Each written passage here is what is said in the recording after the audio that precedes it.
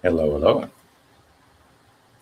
Once again, I pushed live way too soon, but here we are. Here I am. I've got a couple of videos, a couple of clips that I want to show you. Probably I should start with a flat Earth clip. That's so fucking funny. Um,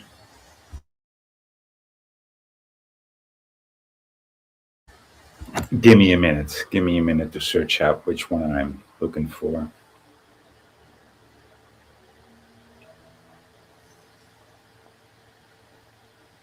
Thank you, Reggie. Thank you for being here. And thank you for subbing. I've got this so funny flat Earth clip.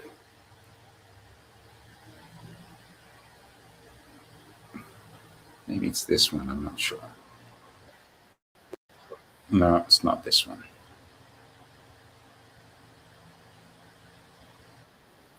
No, not this one either. Didn't I save it here? Where the fuck is it? Might be this one. Oh yeah, it's this one. Yes. Oh, this is a funny one.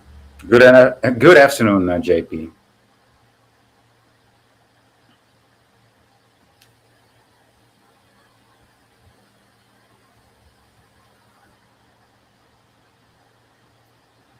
Gonna have to enlarge it. Yeah, this one. Okay, guys. Yeah. As I'm standing here, the Earth is spinning on its axis 1,000 miles an hour. Like if I was God spinning a basketball 1,000 miles an hour. And at the same time it's doing that, the Earth is going in orbit around the sun. And guess what rate of speed? 66,000 miles an hour. 66,000 miles an hour, 1,000 miles an hour. And on top of that, the whole solar system is going through the Milky Way galaxy. And guess what rate of speed? 400,000 miles an hour, 400,000 miles an hour, 66,000 miles an hour, and 1,000 miles an hour. And to top it all off, as that's happening, the whole Milky Way galaxy is tearing through the universe at guess what rate of speed? 2.2 million miles an hour. And that, officer, is why I failed to walk a straight line as you requested a few moments ago. Do you realize as I'm standing here, the Earth is spinning on its axis 1,000 miles an hour? Like if I was God spinning a basketball 1,000 miles an hour. And at the same time it's doing that, the Earth is going in orbit around the sun. And guess what rate of speed? 66,000 miles an hour. 66,000 miles an hour, 1,000 miles an hour. And on top of that, the whole solar system is going through the Milky Way galaxy. And guess what rate of speed? 400,000 miles an hour, 400,000 miles an hour, 66,000 miles an hour, and 1,000 miles an hour. And to top it all off, as that's happening, the whole Milky Way galaxy is tearing through the universe at guess what rate of speed? 2.2 million miles an hour. And that, officer, is why I failed to walk a straight line as you requested a few moments ago.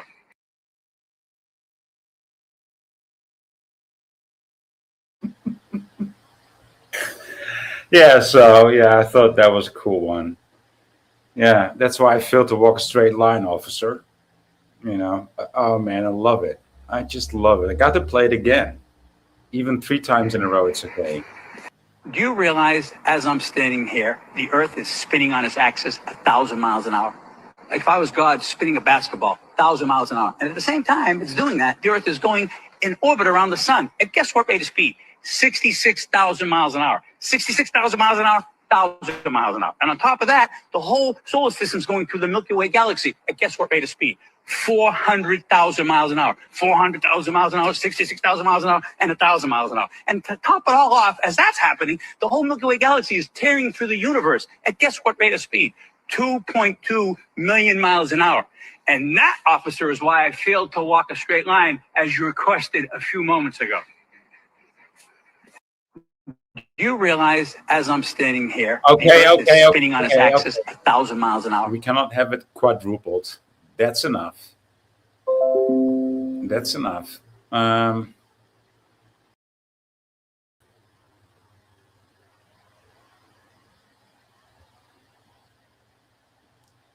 I thought that was big fun. Big fun, that one. Let's get to some. Oh, wait a minute. Let's get to some more serious topics there. No, no. Have you heard about human meat in people's dinners? Have you heard about that? Human meat in people's dinners? But have you seen this one? This one is like a what? What? What's that I see? Like is no, no, no, please don't tell me that it's what I think it is. No, please, man. No. Human meat, that's one thing, but a dickhead? Really? What? Oh my, there's no way. What? No way, no way. There's no. And looks it. I think that's a circumcision gone wrong. But it's in your meal. Like, man, please tell me this is AI, please. Wait, wait, hold up. That can't be Shit. what I think it is. That can't be what I think it is. Hold up. That's Oh man, sorry, but I just. Ah! Oh, okay, I'm just gonna only show that once. Okay, there was enough of that. Ugh, godverdorie, man. Okay, squeeze me, man, squeeze me. But okay, so if you want to see something that's a little bit that's not so bad. Oh man, how about Eat the Bugs pet version? How about that? Okay, here we go.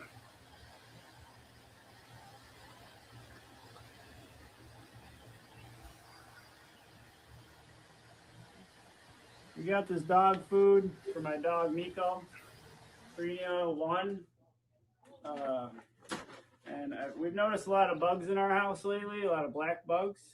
And I got this dog thing to hold the dog container. I got it at Aldi's today. And then I look in here and I notice there's a lot of bugs coming out of the dog food. And then if you look at the dog food, you open it up, be closer. You open the dog food up, you'll see maggots in the dog food. Look at that. The black bugs. Yeah. Let me go. Look here. Look at that. Black bug just came right out. Came right out of the dog food. And it's all over. It's in almost every piece of dog food. That's insane. I can find, look, I just pick up a random one. Look at this. There's a maggot in there. A maggot. I can only hope that This is dog food AI, for my but dog man, Miko, I'm afraid it's Frino real. one. I'm very afraid that it's real. And we've noticed a lot of bugs in our house lately, a lot of black bugs. And I got this dog thing to hold the dog container. I got it at Aldi's today. And then I look in here and I notice there's a lot of bugs coming out of the dog food. And then if you look at the dog food, you open it up, be closer.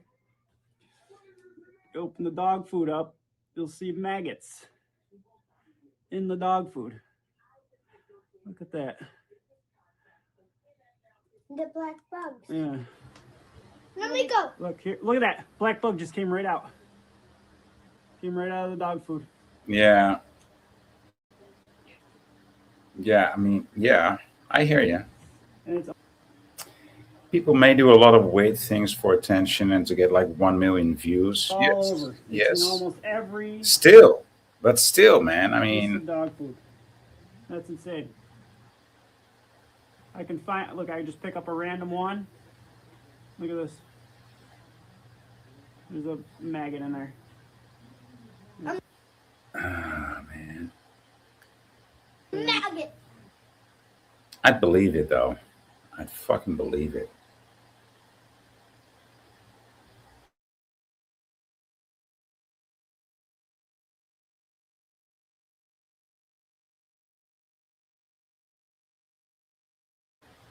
Oh, we got a new voyeur, KFC, or no, KC. KC, I like that name. I like KC already. Um, what have we here? See, I've only got clips from Gap.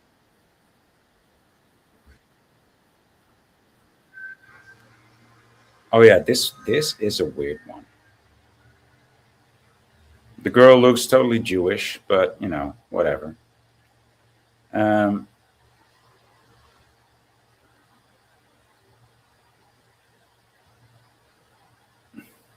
yeah, I think this works.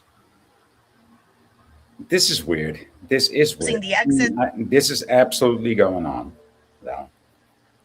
Even though she got a Jew face. I have proof and yours could be next. So we just had a client try and buy physical gold and silver from us. And of course, her bank read her the Riot Act, asking questions. Get this, asking her questions like, where else have you bought gold and silver from? And where do you store your physical gold and silver? Which, first of all, none of your business. Those are completely inappropriate questions. Why do you care? I think the bank will ask those questions, right? Even if you will take up like, I need $3,000 cash. What are you going to spend it on? Well, what do you mean? What are you going to spend? Yeah, I mean, I need to register what you're going to spend it on. Well, coke and hookers. Okay, they will register coke and hookers. And you're going to buy a car, right? But I mean, this is where we are, dude. Girls. Yeah. Her bank read her the Riot Act, asking questions.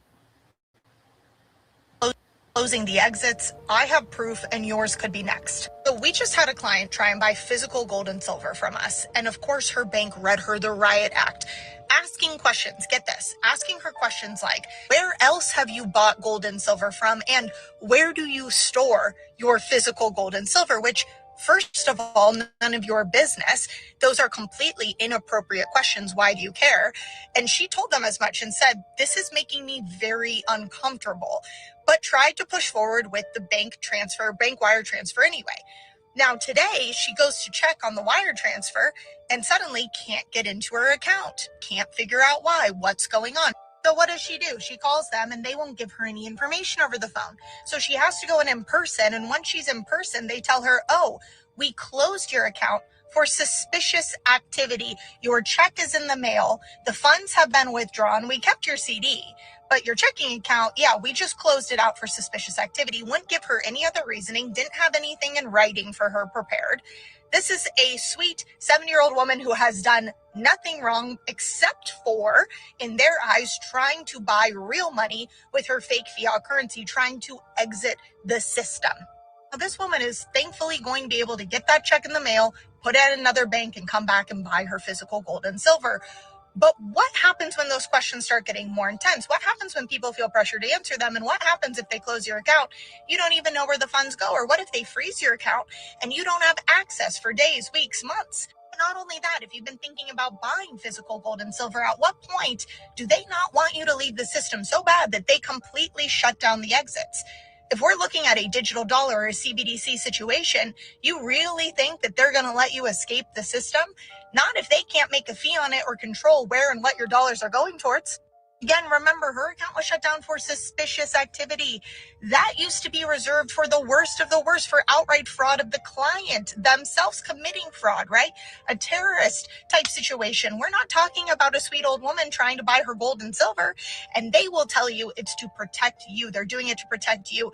BS. I call BS. It makes no sense if you think about it for any amount of time. You think the banks are trying to protect you?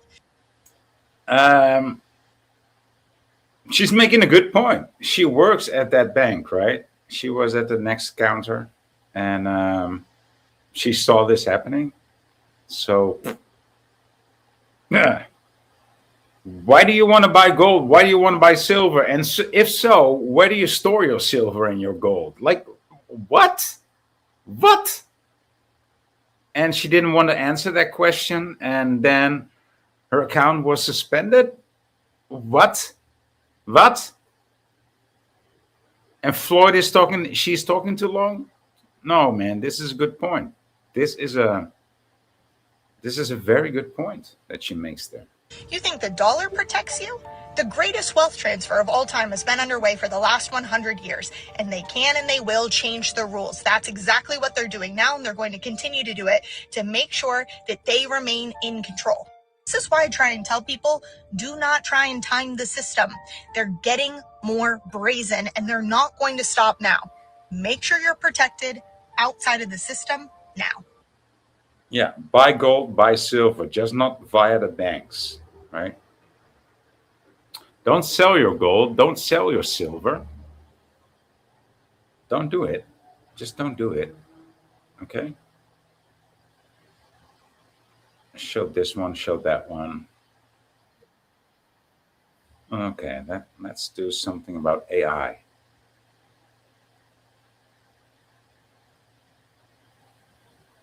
Let's do something about AI.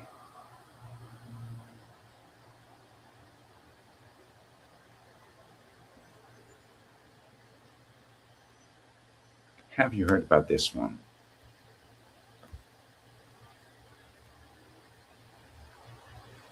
Yeah, there he is.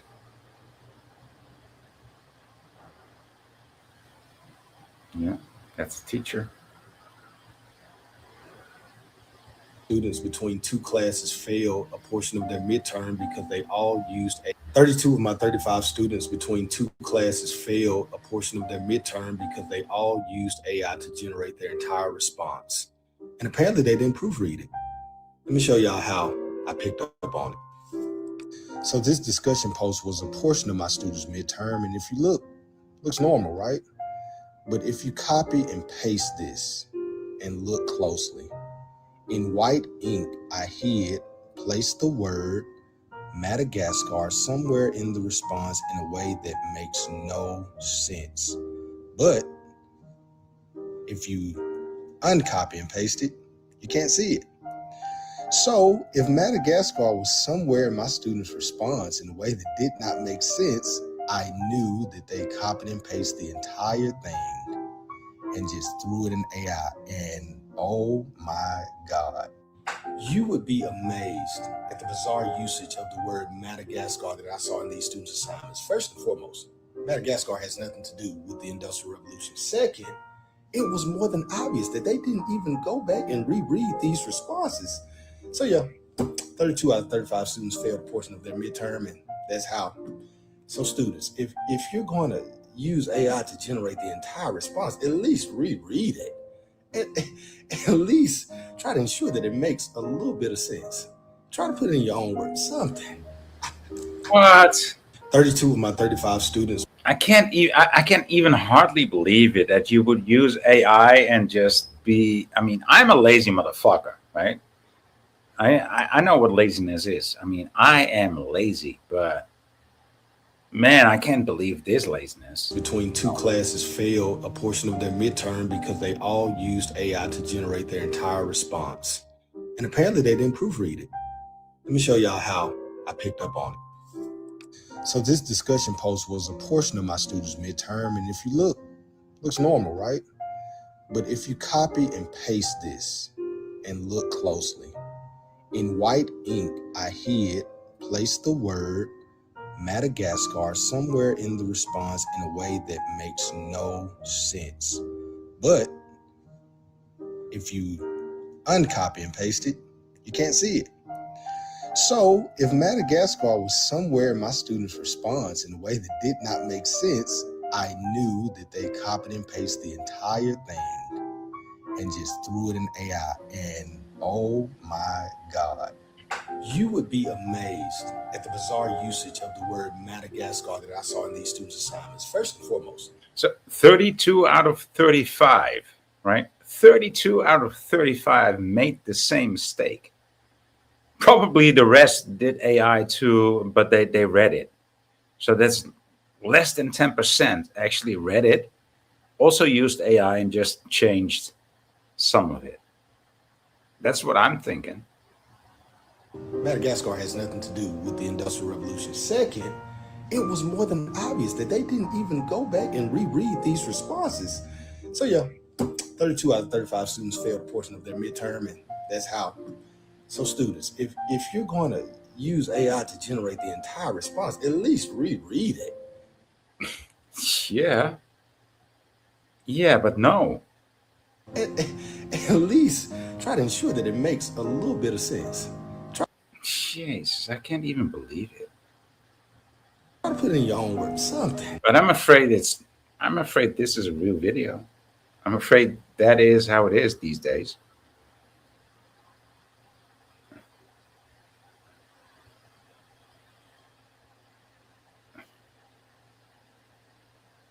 Bless this house, bless it. Yeah. Well, okay, yeah. Man, it's that crazy. Yeah, well, whatever.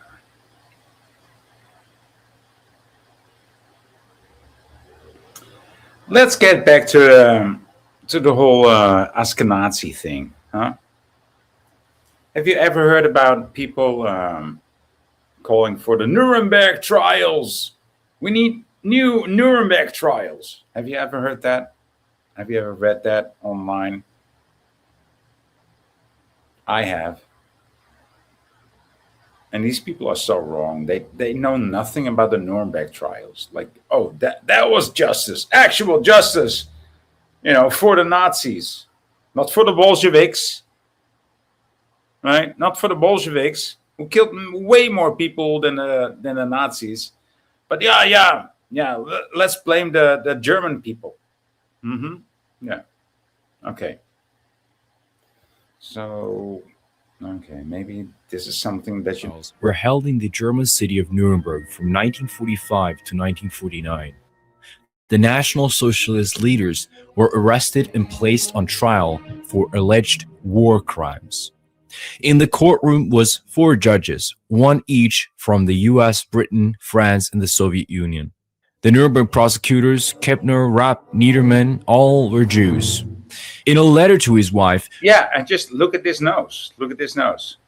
Before he said Jew. Okay. Alleged war crimes. You can also see by the faces. In the courtroom was 4 judges, 1 each... Will you look at this nose already? Yeah. Each from the US, Britain, France, and the Soviet Union. The Nuremberg prosecutors, Kepner... Will you look at this nose? Will you look at these 3 noses? I mean, they really stand out. Photographer knew what he was doing at this moment, right? Jezus Christus, joh. So their names were Kempner, Rapp, Niedermann. Die Vertretung der Anklage und das US-Personal bei IMT bestand fast nur aus Juden. Ja, Entschuldigung. Ankläger bei IMT von links. Kempner, Rapp, Niedermann. Die Vertretung der Anklage und das US-Personal bei IMT bestand fast nur aus Juden. And you can see by their noses, I mean, it really shows. They're not hiding it. This photographer took just the right angle. Rapp, Niedermann, all were Jews. In a letter to his wife, Nuremberg chief prosecutor Thomas J. Dodd wrote that the prosecution team was 75% Jewish. The general prosecutor for the High Court was Dr. Jacob Meissner, a Jew. According to Louis Marschalko, a wartime Hungarian journalist who wrote about the trials, out of 3,000 people employed on the staff at the Nuremberg courts, 2,400 were Jews. The Holocaust narrative is used to take away focus from the war. But, oh yeah. Yeah, never mind Stalin and Lenin and Yagoda, right? Look at these faces. Do you know what Stalin's actual name was? Yuganvili. Yuganshvili. I don't remember exactly, But it actually translates to a son of a Jew, Yuganvili. Yeah, yeah, you can look that up. Have you ever heard one of Lenin's speeches? I never did until like a couple of months ago, and Lenin has such a strong Yiddish accent that I feel like, how could these people fall for it? And look at this evil face in the background. Look at this. What the fuck is that? What the fuck is this evil face? Stalin looks, I mean, that's a good looking man, right? But who the fuck is this evil face? What is going on there? Okay, let's just play the video. Crimes committed by Stalin, Roosevelt, Churchill, the Red Army, Eisenhower, and Allied forces, and instead scapegoats the National Socialists for most of the war's horrors. At the Nuremberg trials, the existence of gas chambers was not established by physical and technical evidence that is normally required in any criminal trial. Article 19 and 21 of the Statute of the Court dispense the charge of this constraint.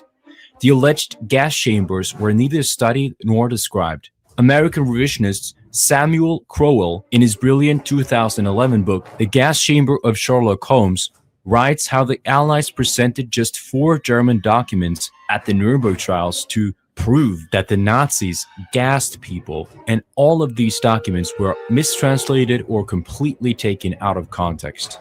The National Socialists at the war crimes trials were tortured by the mostly Jewish, communist, and British interrogators, usually by having their testicles crushed until they would admit the Holocaust. Jewish-led prosecutor in the Einsatzgruppen trials publicly admitted to having witnessed torture and personally used death threats to extract confessions. Simpson Army Commission judge said the investigators would put a black hood over the accused head and then punch him in the face with brass knuckles, kick him and beat him with rubber hoses. All but 2 of the Germans in the 139 cases we investigated had been kicked in the testicles beyond repair. Rudolf Höss was one of them. He was arrested and tortured and bullied into unrealistic and absurd confessions. The wrong answer would give him terrible punishments. The gassing methods that he confessed to was totally implacable. Confessions were based on torture, where Höss had been broken down to the point that he could say anything to avoid having more of the... I mean, implacable, implausible, Rudolf Hess. It's Rudolf Höss? No, I think his name was Rudolf Hess. But never mind. Let's continue. Treatment. Höss was later hanged so that nobody would find out the truth. Höss lied to save the lives of his wife and children. All of this had been confirmed in a book published in 1983 titled Legions of Death, which contains the recollection of British Jewish Sergeant Bernard Clark, who brags about how he tortured Höss and threatened his family to force a confession out of him. Clark even threatened to send Höss' children to the gulags in Siberia if he did not confess. The Jewish domination and control of the trials was obvious. Even the hangman for the 10 National Socialist leaders sentenced to death, Master Sergeant John C. Woods, was a Jew. And the hangings took place on the October 16, 1946, the Jewish holiday of Purim. In the book of Esther, the 10 sons of Haman, an enemy of the Jews, were hanged on Purim Day. The executioners used a short drop instead of a neck-breaking long drop. The victims thus died a longer death due to strangulation. The trapdoor was too small, such that several of the men suffered bleeding head injuries when they hit the sides of the trapdoor while falling. The bodies were cremated and scattered over a river, denying the families the right of burial as a final insult.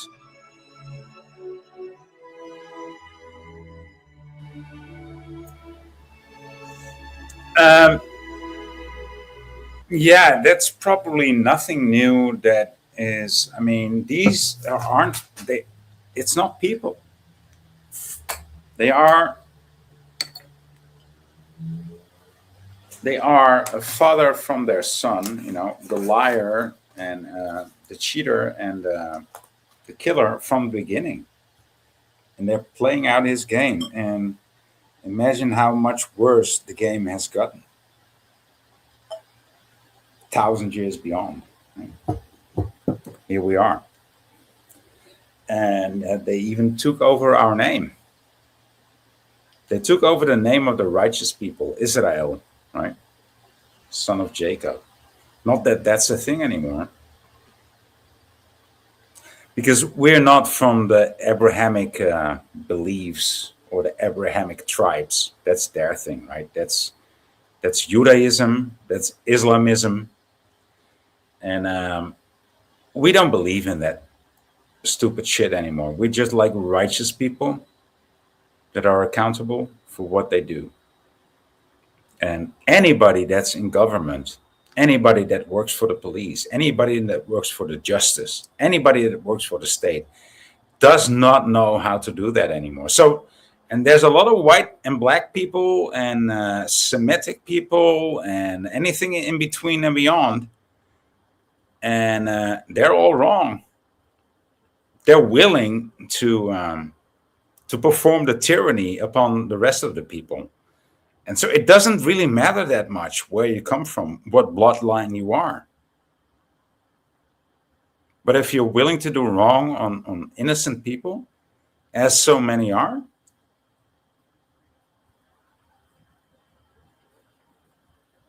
you're from the devil.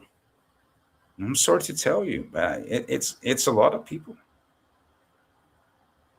It's a lot of people that bring chaos and cacophony. And I truly want to step on their necks. One day I might.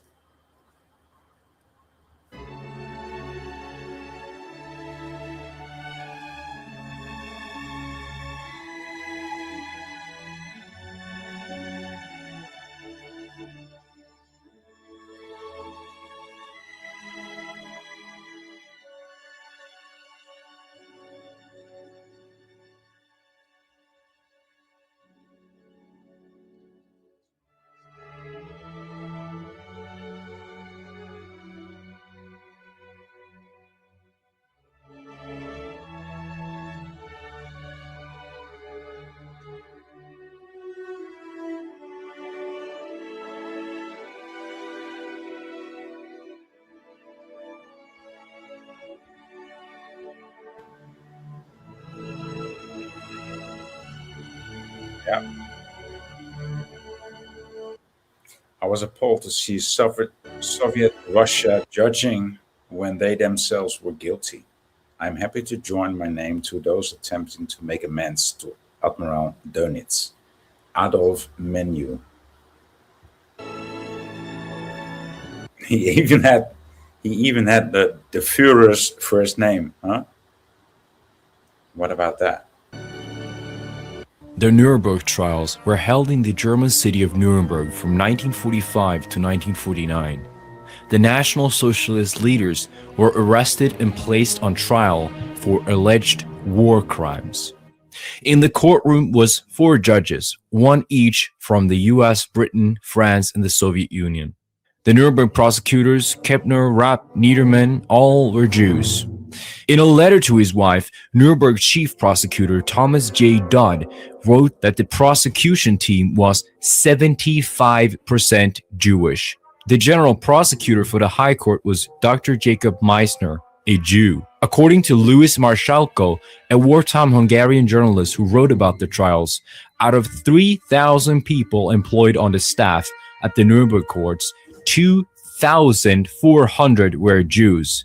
The Holocaust narrative is used to take away focus from the war crimes committed by Stalin, Roosevelt, Churchill, the Red Army, Eisenhower, and Allied forces, and instead scapegoats the National Socialists for most of the war's horrors. At the Nuremberg trials, the existence of gas chambers was not established by physical and technical evidence that is normally required in any criminal trial. Article 19 and 21 of the Statute of the Court dispense the charge of this constraint. The alleged gas chambers were neither studied nor described. American revisionist Samuel Crowell, in his brilliant 2011 book, The Gas Chamber of Sherlock Holmes, writes how the Allies presented just 4 German documents at the Nuremberg trials to prove that the Nazis gassed people, and all of these documents were mistranslated or completely taken out of context. The National Socialists at the war crimes trials were tortured by the mostly Jewish, communist, and British interrogators, usually by having their testicles crushed until they would admit the Holocaust. Jewish-led prosecutor in the Einsatzgruppen trials publicly admitted. Yeah, I mean, so there's only 1 or 2 witnesses about the gas chambers that didn't have their balls crushed.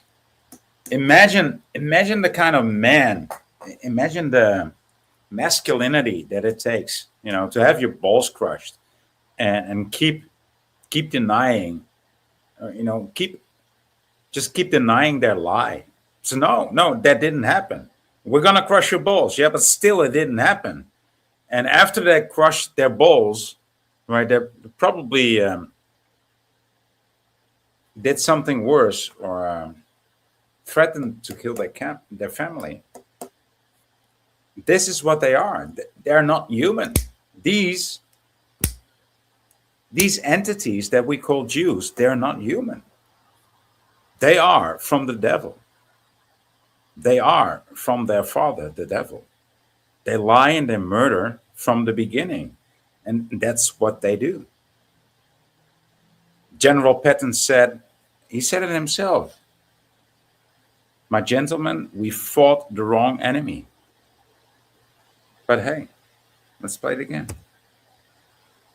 To having witnessed torture and to death, used death threats to extract confessions. Simpson Army Commission judge said the investigators would put a black hood over the accused's head and then punch him in the face with brass knuckles, kick him and beat him with rubber hoses. All but 2 of the Germans in the 139 cases we investigated have been kicked in the testicles beyond repair. Right. Rudolf Höss was one. Well, they weren't kicked in the testicles. Their testicles were in a screw, right? Doesn't this sound like Israeli behavior? Exactly, right. It sounds like Israeli behavior. This is what they do, and even worse, because this is like 70 years ago. These demons develop, right? There's only one solution. There's only one solution. You cannot expel them from your country. Where do you want to expel them to? To the next country? No, there's no next country that they can be expelled to. The next country that they can be expelled to is the ocean and the deepest part of it. That's where they live. They use the octopus as their symbol, right? Well, let's have them live with the octopuses. One of them. He was arrested and tortured and bullied into unrealistic and absurd confessions. The wrong answer would give him terrible punishments. The gassing methods that he confessed to was totally implacable. Confessions were based on torture, where Höss had been broken down to the point that he could say anything to avoid having more of the treatment. Höss was later hanged so that nobody would find out the truth. Höss lied to save the lives of his wife and children. All of this have been confirmed in a book published in 1983 titled Legions of Death, which contains the recollection of British Jewish Sergeant Bernard Clark, who brags about how he tortured Höss and threatened his family to force a confession out of him. Clark even threatened to send Höss' children to the gulags in Siberia if he did not confess. The Jewish domination and control of the trials was obvious. Even the hangman for the 10 National Socialist leaders sentenced to death, Master Sergeant John C. Woods, was a Jew. And the hangings took place on the October 16, 1946, the Jewish holiday of Purim. In the Book of Esther, the 10 sons of Haman, an enemy of the Jews, were hanged on Purim Day. The executioners used a short drop instead of a neck-breaking long drop. The victims thus died a longer death due to strangulation. Yeah, I think that's enough of that, but I will play this clip to the end. But yeah, I mean, thank you for being here, everybody. The trapdoor was too small, such that several of the men suffered bleeding head injuries when they hit the sides of the trapdoor while falling. The bodies were cremated and scattered over a river, denying the families the right of burial as a final insult.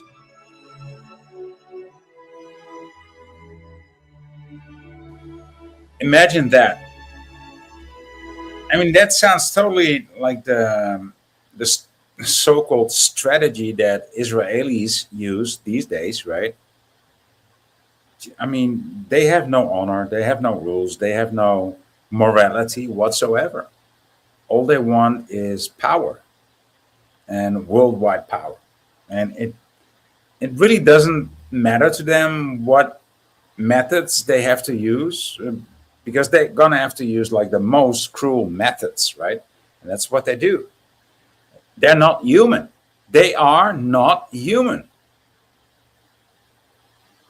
They will call us cockroaches and everything, and cattle, but the thing is, they're not human. It's turned around. They invert everything.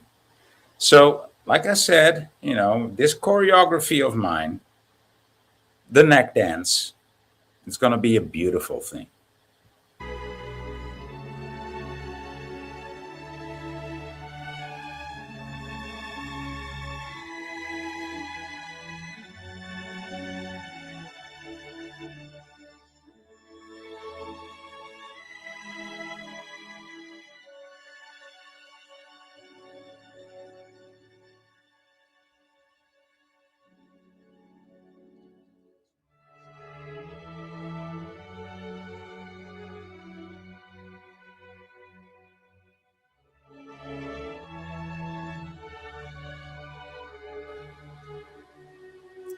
No, that's Lizzo. Lizzo, that's euphemistic. You can't be euphemistic at this point, right? What you're saying, oh, they're very naughty, way past the naughty step. No, no, that's euphemism. I can't stand that. So therefore, I made this choreography. It's called the neck dance. Yeah, and we'll get there at a certain point. I don't know what should I play. Okay, yeah, I think this will fit in. Yeah, I think this will fit in. The incoming worldwide Noahide system. Fake when I first saw it. It is not. So for the first time in history, we have an International Congress of Noahides set for this November. Now, this will be hosted by the Noahide World Center, and the objectives include to formally establish the World Noahide Movement, to establish the first international Noahide court system with judges from Jerusalem and reps from each continent. And then they want to elect 6 continental councils to develop regional plans. You can go on their website and read all about it, but I wanted to address why Christians. Have you heard about Trump saying this will be the last Christmas? There will not be any other Christmas beyond. 2025 was the last Christmas, right? Has anybody in my chat, anybody listening, anybody watching this, have you heard about him saying that? Like, well, this is the last Christmas anyway. What do you think that was all about? Well, the Noahide laws are in place now. So that's what that was all about. Yeah, not kidding, yeah. That's what this was all about. Yeah. Noahide World Center, and the objectives include to formally establish the World Noahide Movement, to establish the first international Noahide court system with judges from Jerusalem and reps from each continent. And then they want to elect 6 continental councils to develop regional plans. You can go on their website and read all about it, but I wanted to address why Christians need to understand what this is. Now, these 7 laws resemble the 10 Commandments, and that is why a lot of Christians don't understand the issue here. They don't understand, well, these are all good things, right? Prohibiting idolatry, prohibiting blasphemy, prohibiting sexual immorality. These are all good things, and they look like the 10 Commandments. So what's the big deal? The big deal is you will not find this specific set of laws that were given to Adam, they say. The first 6 apparently were given to Adam, and then the 7th was given to Noah. It was added on for Noah. Nowhere in the scriptures, nowhere in the living word of God will you find that. 7 Noahide laws are derived from the Talmud. Now, I recommend for everybody to take their own time, do their own research, and look into what is written in that. This is just one example. You can pause and read if you need. Now, what is the main issue for Christians with the 7 Noahide laws? The main issue is that they do not recognize the Lord Jesus Christ as God. That means that they serve another God. You cannot deny that Jesus Christ is God, the Lord Jesus Christ is God, and still have the Father, because they are one. Anybody who denies the Son does not have the Father. So anyone, any religion that denies that Jesus Christ is God is serving another God. So here's where the problem arises for true followers of the Lord Jesus Christ. Anybody who worships Jesus as God would be violating that number 1 law. And what is a possible punishment for violating these 7 Noahide laws? And they, meaning the Gentiles, are executed for this transgression by the sword alone, as all death penalties stated with regard to the descendants of Noah are by the sword. Okay, so to interrupt this poignant message, of course, I've been blocked by YouTube and StreamYard to share my link. Maybe I can do it via another way. Give me a second.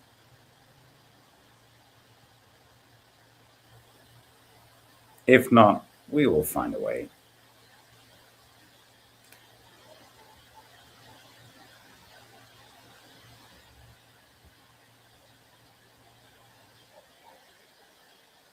We will find a way.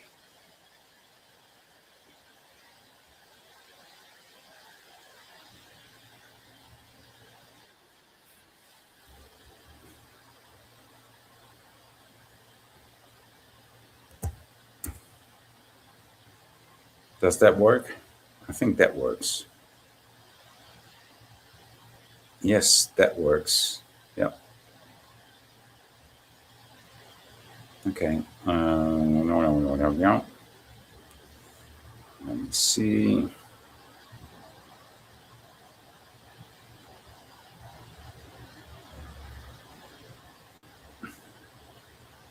Yeah, there we are.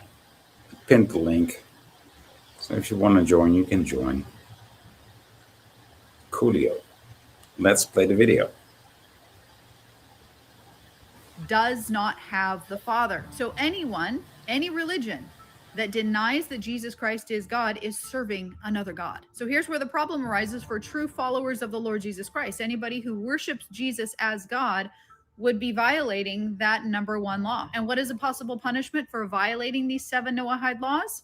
And they, meaning the Gentiles, are executed for this transgression by the sword alone, as all death penalties stated with regard to the descendants of Noah are by the sword alone. And they mean beheading. This is Sanhedrin 7:3, which is straight from the Talmud. It says the mitzvah of those who are killed, i.e., the process of execution by decapitation, is carried out in the following manner. The executioners cut off his head with a sword, the way that the monarchy does. They even add this, y'all. From here, it can be derived that a Gentile is executed for having transgressed a prohibition without awareness that the act was prohibited, since he should have learned and he did not learn. Now, these Noahide laws have always been acknowledged. I mean, this was in 1991 by George Bush.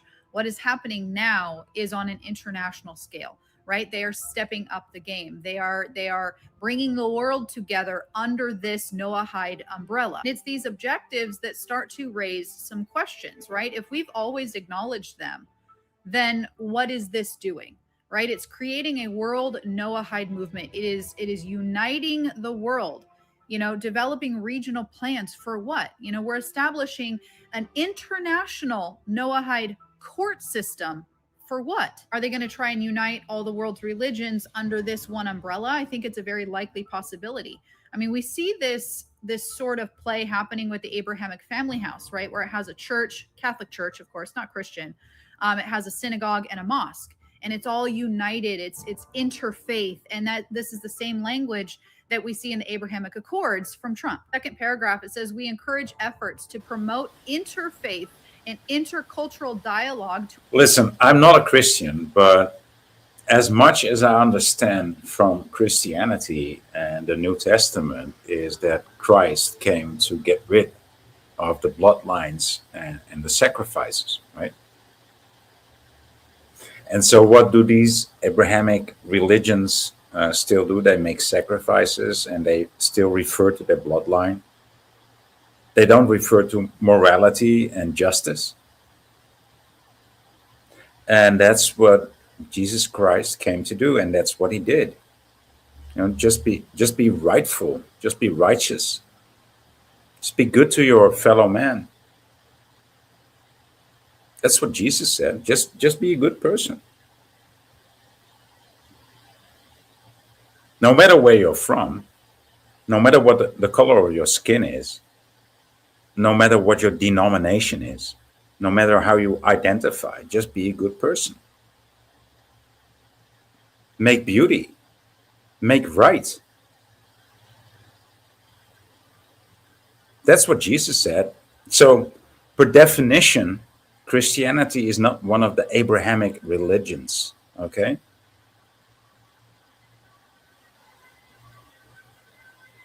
And I think most Christians know that, and they perform that. Wee woo, wee woo.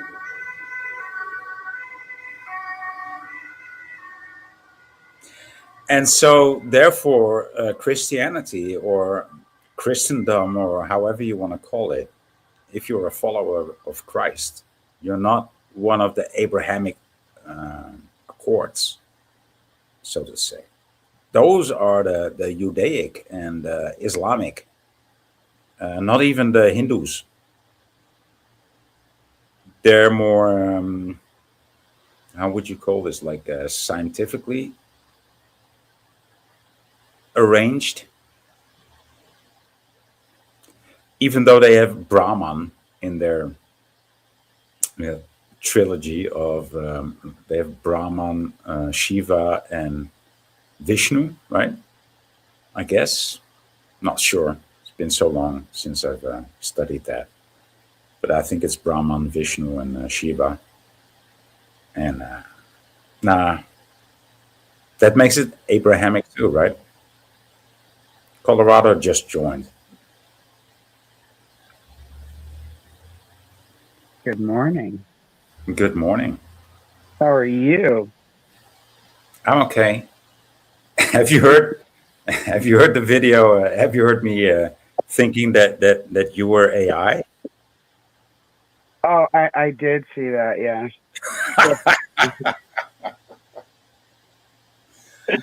I let my slip show. Yeah. I'm so quick to judge. Yeah. I think we have to be quick to judge. I don't think we live in this fantasy world where we can just walk around thinking everybody's all smiles and butterflies, and Yeah. But then again, I was quick to admit my wrong there. Right? I was like, oh, right? okay. So, it wasn't hard, right? Yeah. So I have a question about all of this because I've been listening. Mm-hmm.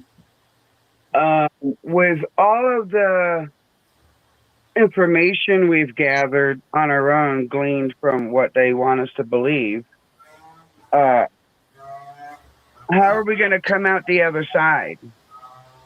Because it feels like, first of all, the sect of people were everywhere in every country doing terrible, terrible things, which means they're across the world now, all the way around. Yep. So what do we get? To begin with, it's not people. True. That's very true. But what I've also noticed, there's certain catastrophes that people help each other in, and then there's certain catastrophes that they ignore the person in need. So, like, those are our two choices to go forward. You know what I'm saying? And I feel like there's more people watching the suffering while they're continuing to walk their walk than wanting to do anything about it. Yeah. Well, I know you're not so much of a Bible thumper or a Christian or a follower of Christ. But I think we're just here to witness it all. There's not much we can do, just besides just be good for ourselves and our surroundings. That, I'm afraid it comes down to that. Yeah. I don't discount some of the good things I've heard from prophets in every religion.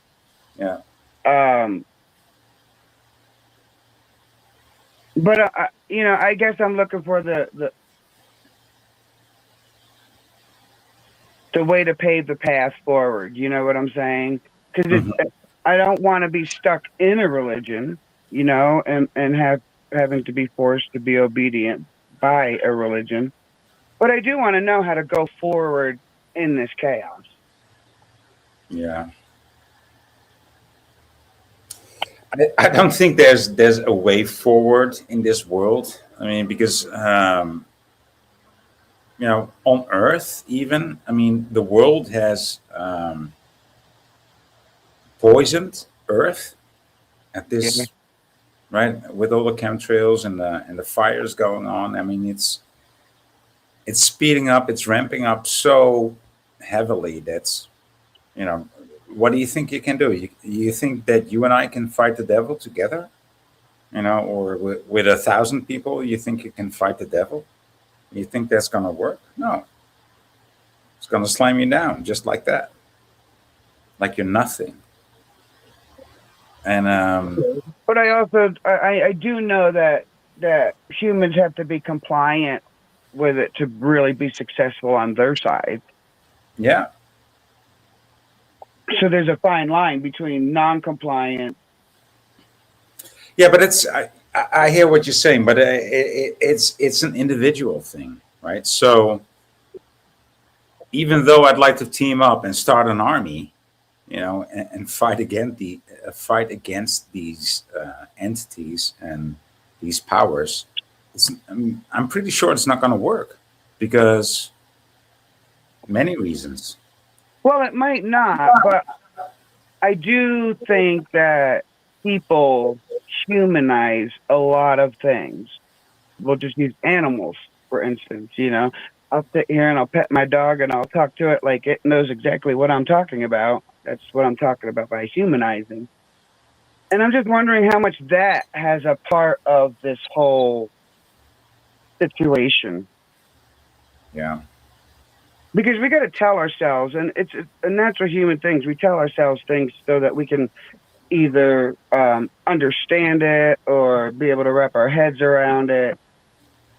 And I'm just wondering how much of that from every person is a part of this. Because we can stand up, like when we talk about the governments, we can stand up and Well, upend. I mean, have you ever fought against the government? Yes.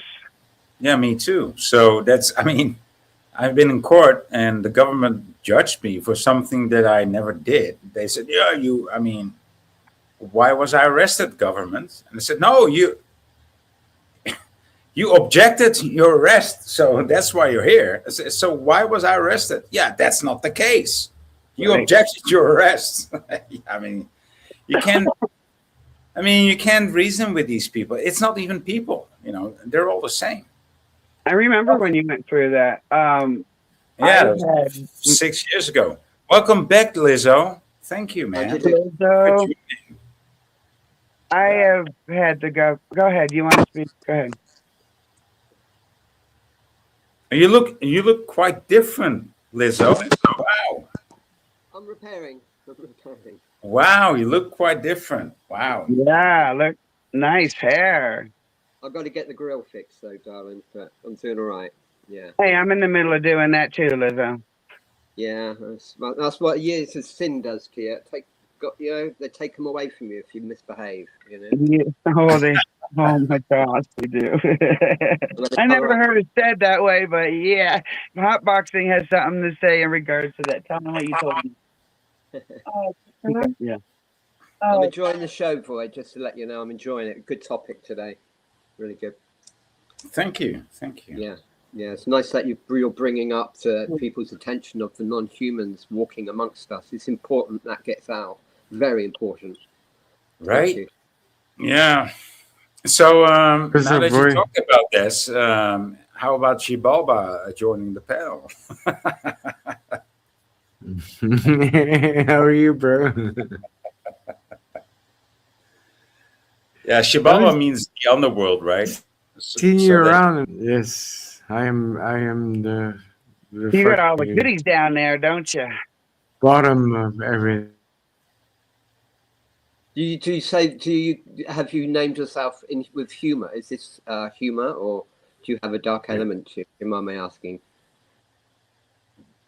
Do I have a dark element? Well, you can ask Voy about that.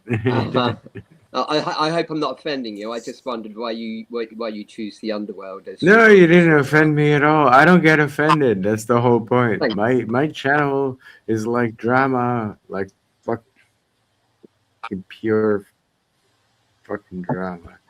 Pure drama. Well, not on here. Thank you for explaining. Boy hates it. Boy can't even handle it sometimes. Well, I just stopped. Well, it's not that I can't handle it. I was just bored and annoyed. Yeah, of everybody like insulting each other. That's the way now. But either way. But thanks for having me, Boy. 3. There's so much drama in the world right now. 3. Wow. Yeah, of course. Spread some love. Yeah, spread some love. And honestly, there always has been. Talk about it. Be nice as you can to your fellow man and brothers and sisters. I'm an old hippie, but it worked for them and it works for me. Just love it. Try and love everybody in this mess and chaos as you can, best you can. Lizzo, can you do something about your audio, about your mic? Is it cracking, darling? No, it's not cracking, but it's just a bit a bit low, muffled. Bit muffled. This really old iPad technology. If it persists, I'll jump down into. No, it's okay. I think I may be able to do something about it. I'll talk slower, if anything. It's like a white noise.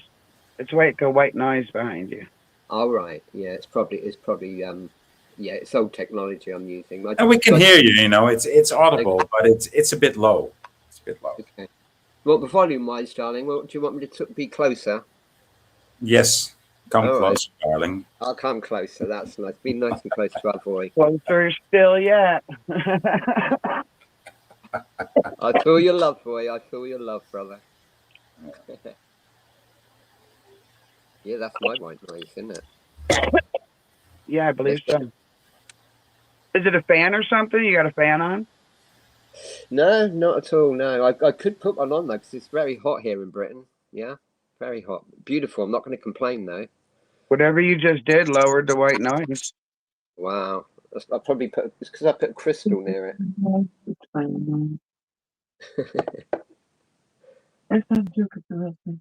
Oh. I just saw now I'm gonna get their name wrong, so I'm not gonna attempt it. But in the chat they were saying that George Washington was Jewish too, and then Hotboxing said this to me. I'll say it.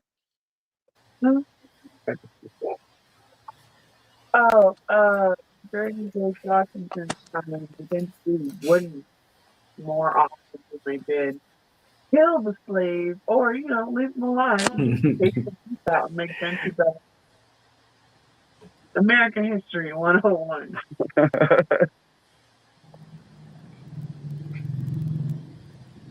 But now, I didn't catch that.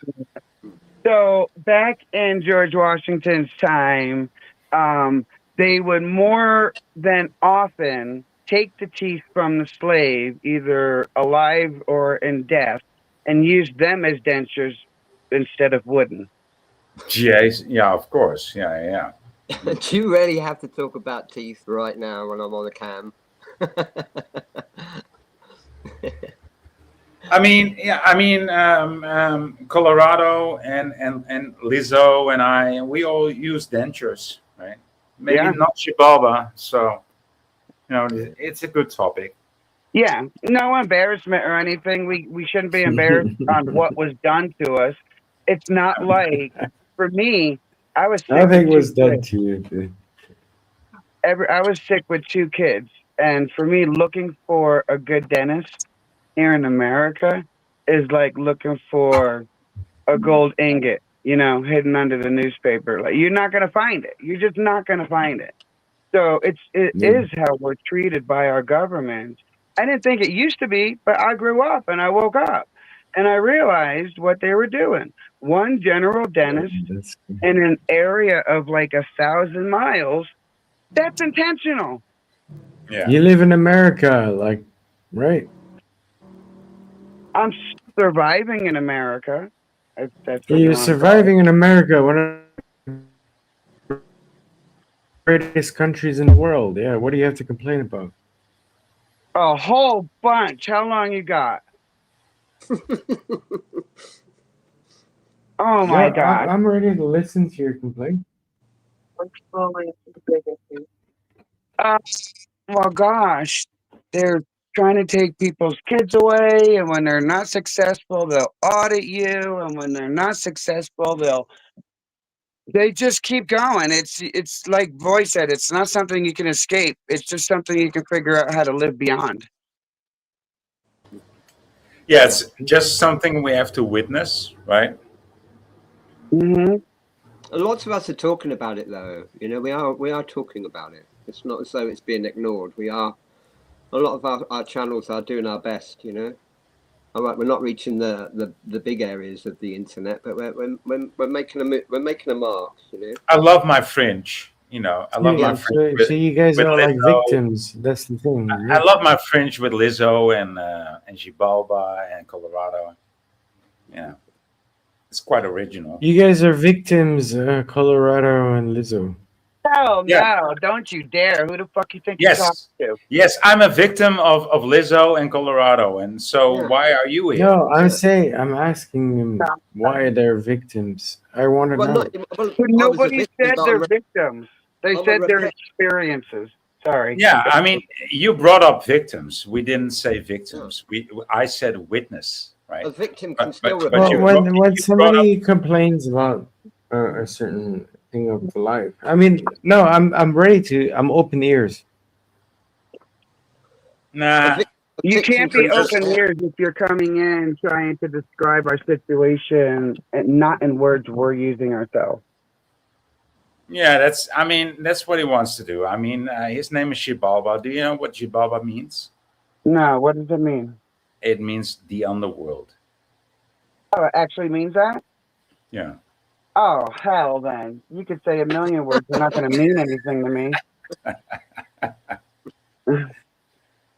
Why So, not? but you're.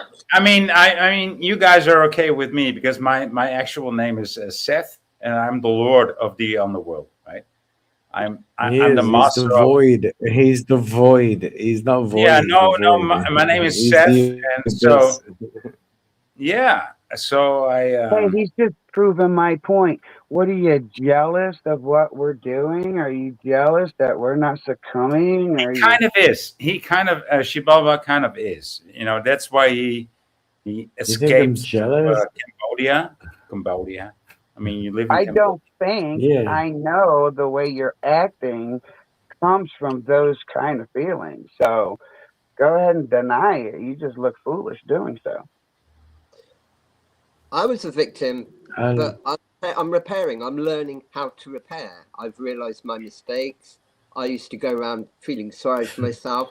For the last few years ago, I opened my heart out and told people what I had gone through. And I really wore the victim badge. I could have had it tattooed on my forehead. But now I'm past it and repairing and trying to make other people aware of the foolish mistakes I made. Not a victim anymore, no. But yes, I was. You're correct. I was. But Hey, not so but much a victim. Lizzo, I want to hear. I want to hear a story about the plates behind you. I mean, those Oh, aren't. they're Yeah. records. They're the artist Les Paul, who the famous Gibson Les Paul guitar was designed after. They're Mary Ford and Les Paul original vinyls. That's what they are. Yeah. Music. I love my music. Well, I did like music. Now I'm selective because obviously it's a distraction. Music I find is a distraction. Right. Pick Yeah. it selectively and listen. Yeah. Make sure you listen to the lyrics. Steely Dan's album, The Royal Scam. Listen to that album, The Yeah. Royal Scam by Steely Dan. The clue is in that album's title. Royal. The musical artists and movies make royalties. Where do you think those royalties go to? They go to maybe royals, maybe. Yeah. Think about it. People think about it.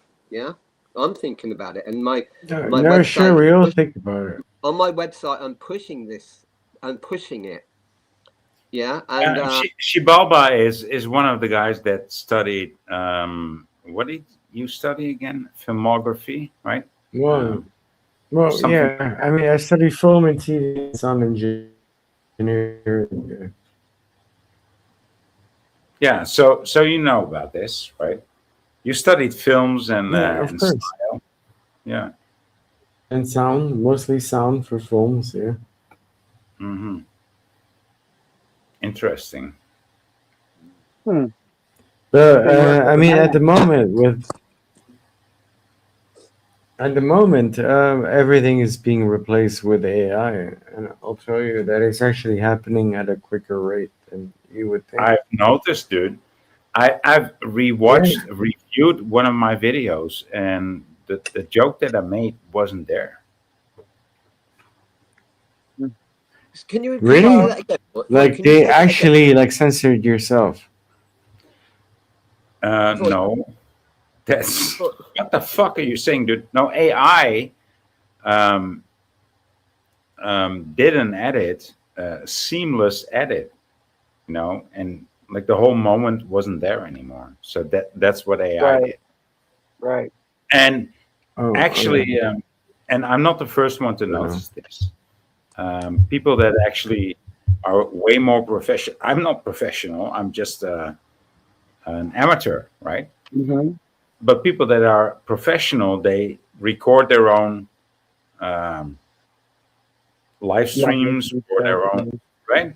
And what they record on their own accord doesn't match up with what is being recorded on YouTube. Mm-hmm. Wow. And I'm not the first one to notice, right? Because I'm just, like I said, I'm just an amateur. And when I look back on my, when I review my live streams, I don't review all my live streams, but sometimes I might, and I can't find the thing that I'm looking for. Yeah. And yeah, that's a thing, dude. Roy, am I hearing you correct? Are you saying that you've done material and you've seen it played back and you've been altered with AI? Yeah. Good gosh.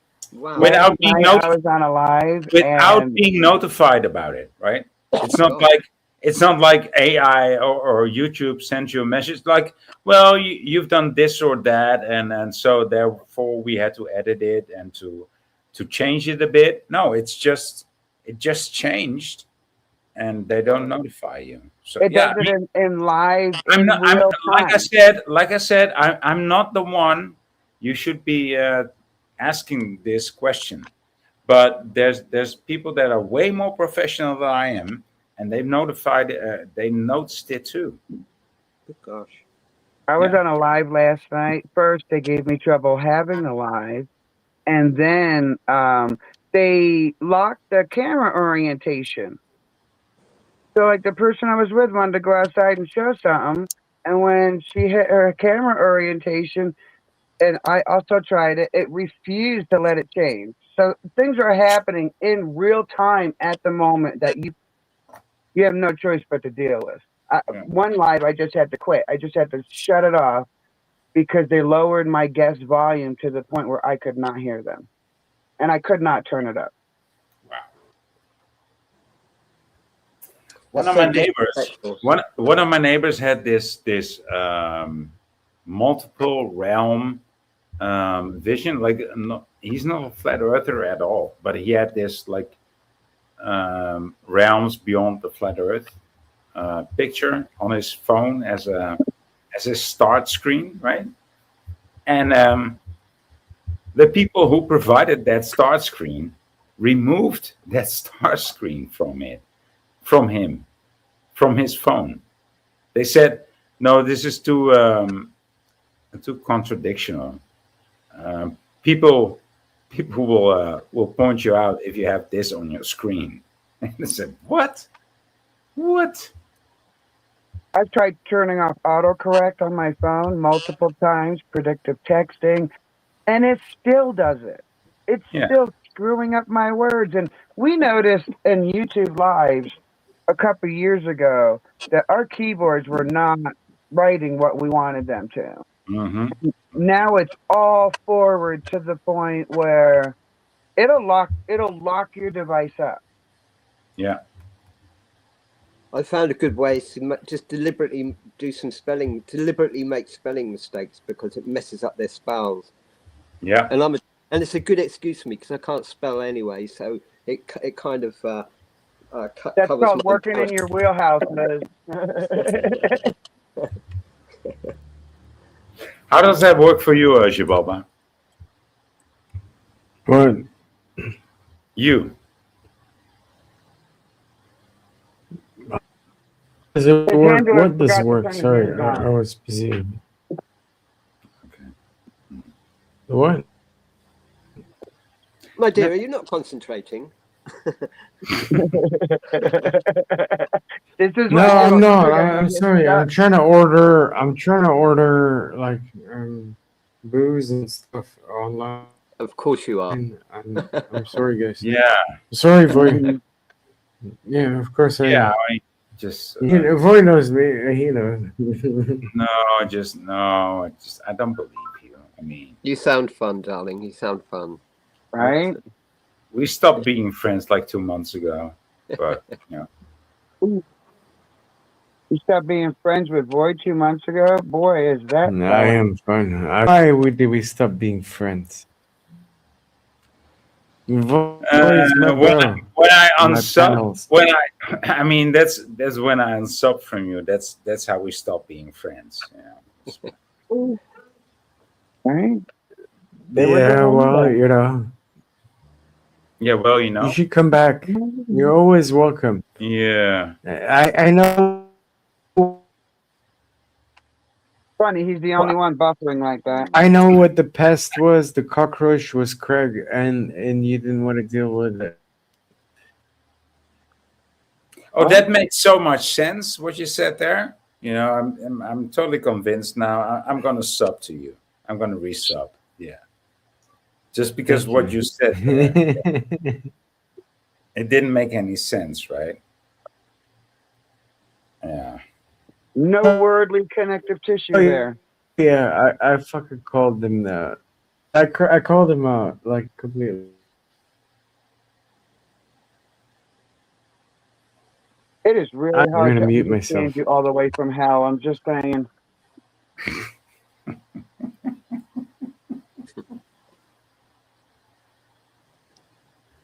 Oh, Jesus, joh.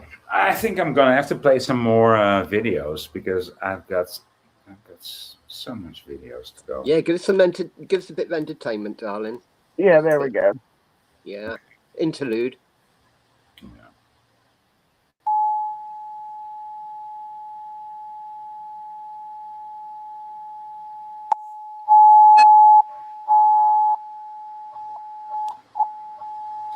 Here it comes. Shit, where is it? Give me a second. Oh, you're so professional.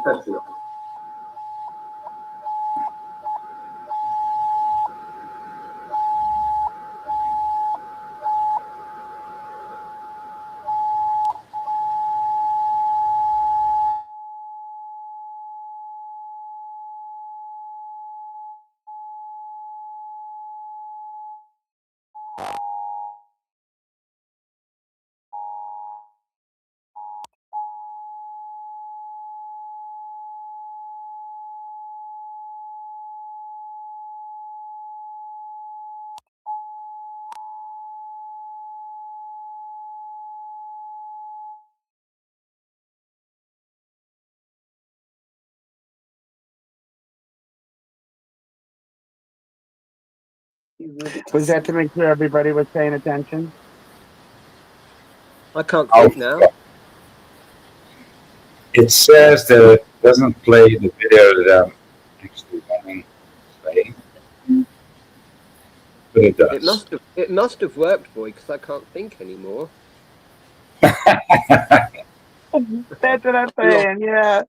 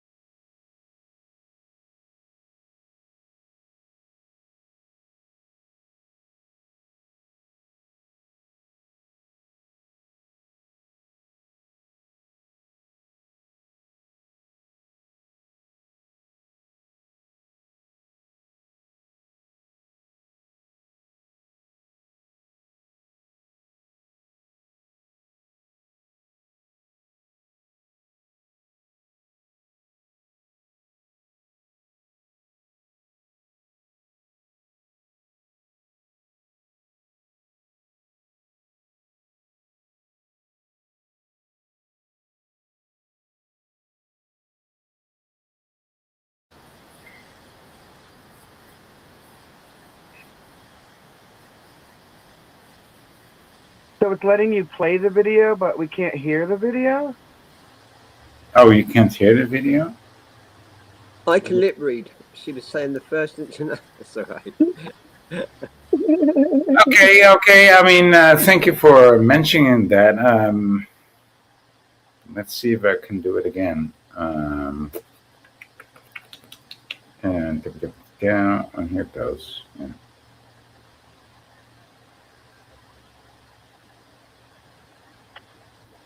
No, don't. Yeah, this is.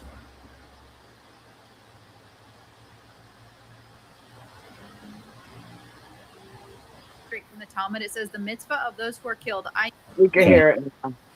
Okay, cool. i.e. the process of execution by decapitation, is carried out in the following manner. The executioners cut off his head with a sword, the way that the monarchy does. They even add this, y'all. From here, it can be derived that a Gentile is executed for having transgressed a prohibition without awareness that the act was prohibited, since he should have learned and he did not learn. Now, these Noahide laws have always been acknowledged. I mean, this was in 1991 by George Bush.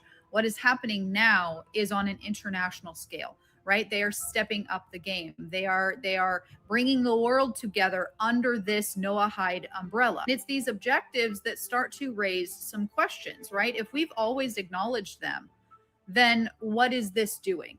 Right? It's creating a world Noahide movement. It is uniting the world, developing regional plans for what? We're establishing an international Noahide court system for what? Are they going to try and unite all the world's religions under this one umbrella? I think it's a very likely possibility.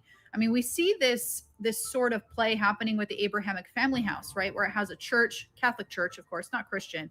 It has a synagogue and a mosque, and it's all united. It's interfaith, and that this is the same language that we see in the Abrahamic Accords from Trump. Second paragraph, it says, we encourage efforts to promote interfaith and intercultural dialogue to advance a culture of peace among the three Abrahamic religions and all humanity. And of course, it also says here, we pursue a vision of peace, security, and prosperity in the Middle East and around the world. We see this merging of religions, right? And this is exactly what the Bible talks about. This merging of all religions into one. We are all unified. Everybody's at peace. But of course, it's the wide road, because you are denying that Jesus is God, and therefore you serve another God. Bless President Donald J. Trump that he should be safe and successful. May all those who work with him and work to serve this nation be blessed with health, wisdom, courage, and a heart of service. In this moment of prayer, we recognize our shared duty to each other and our country. May we move forward together, seeking to build a future that reflects the will of God and his values based on the 7 Noahide laws that will unite us all together. Amen. Now we know that Christians during the 7-year tribulation, during Daniel's 70th week, will be beheaded for their faith in the Lord Jesus Christ. I do not understand those Christians out there, number one, who think that we endure, but who think that we will be protected when Revelation is very clear multiple times that Christians will be beheaded. You will die for your faith in Christ, and that is not a bad thing. But just understand what is coming. Understand that you will not be protected. It says the Antichrist goes to war with the saints. And here it is, overcomes them. You will be beheaded. You are not protected. Over 90% of the world's population dies during this period of time because it is the wrath of God that is being poured out on this world. Those who were unbelievers at the point of the rapture, at the moment of the rapture, because the rapture removes all whose faith is in the Lord Jesus Christ. Those who are truly saved, every single one of us will be removed. Then those who come to faith during the tribulation, because that is the point of the tribulation, God out of his love, because he desires that none perish, right? He is pouring out his wrath as a last wake-up call. He is allowing the world to get handed over to who they choose, right? Because right now, they are rebellious. They are rejecting God. So he says, okay, you can have who you want. This is one final chance. You got to live through hell. You most likely will die, but you can still spend eternity with me. And those that repent, those that get on their knees and repent and acknowledge what Jesus Christ, who he is and what he did for them, they will die for him, but they get to spend eternity with him. I will say this, I do not believe that this specific system, the Noahide laws, the enforcement of the Noahide laws, will be that system that enforces the beheading that we read about in Revelation. I say this because the Antichrist comes and puts a stop to sacrifices and offerings at the third temple. He will come in and tear down religion. The Antichrist, his religion is going to be polytheism. This is not polytheism. The Antichrist will come in and tell the world that they can all be gods, that they can all ascend. So before she ends, what do you guys think of this? I mean, it's quite a definitive message that she I got has. a whole bunch to say, but I'd like to get a word from Hal first. Good one.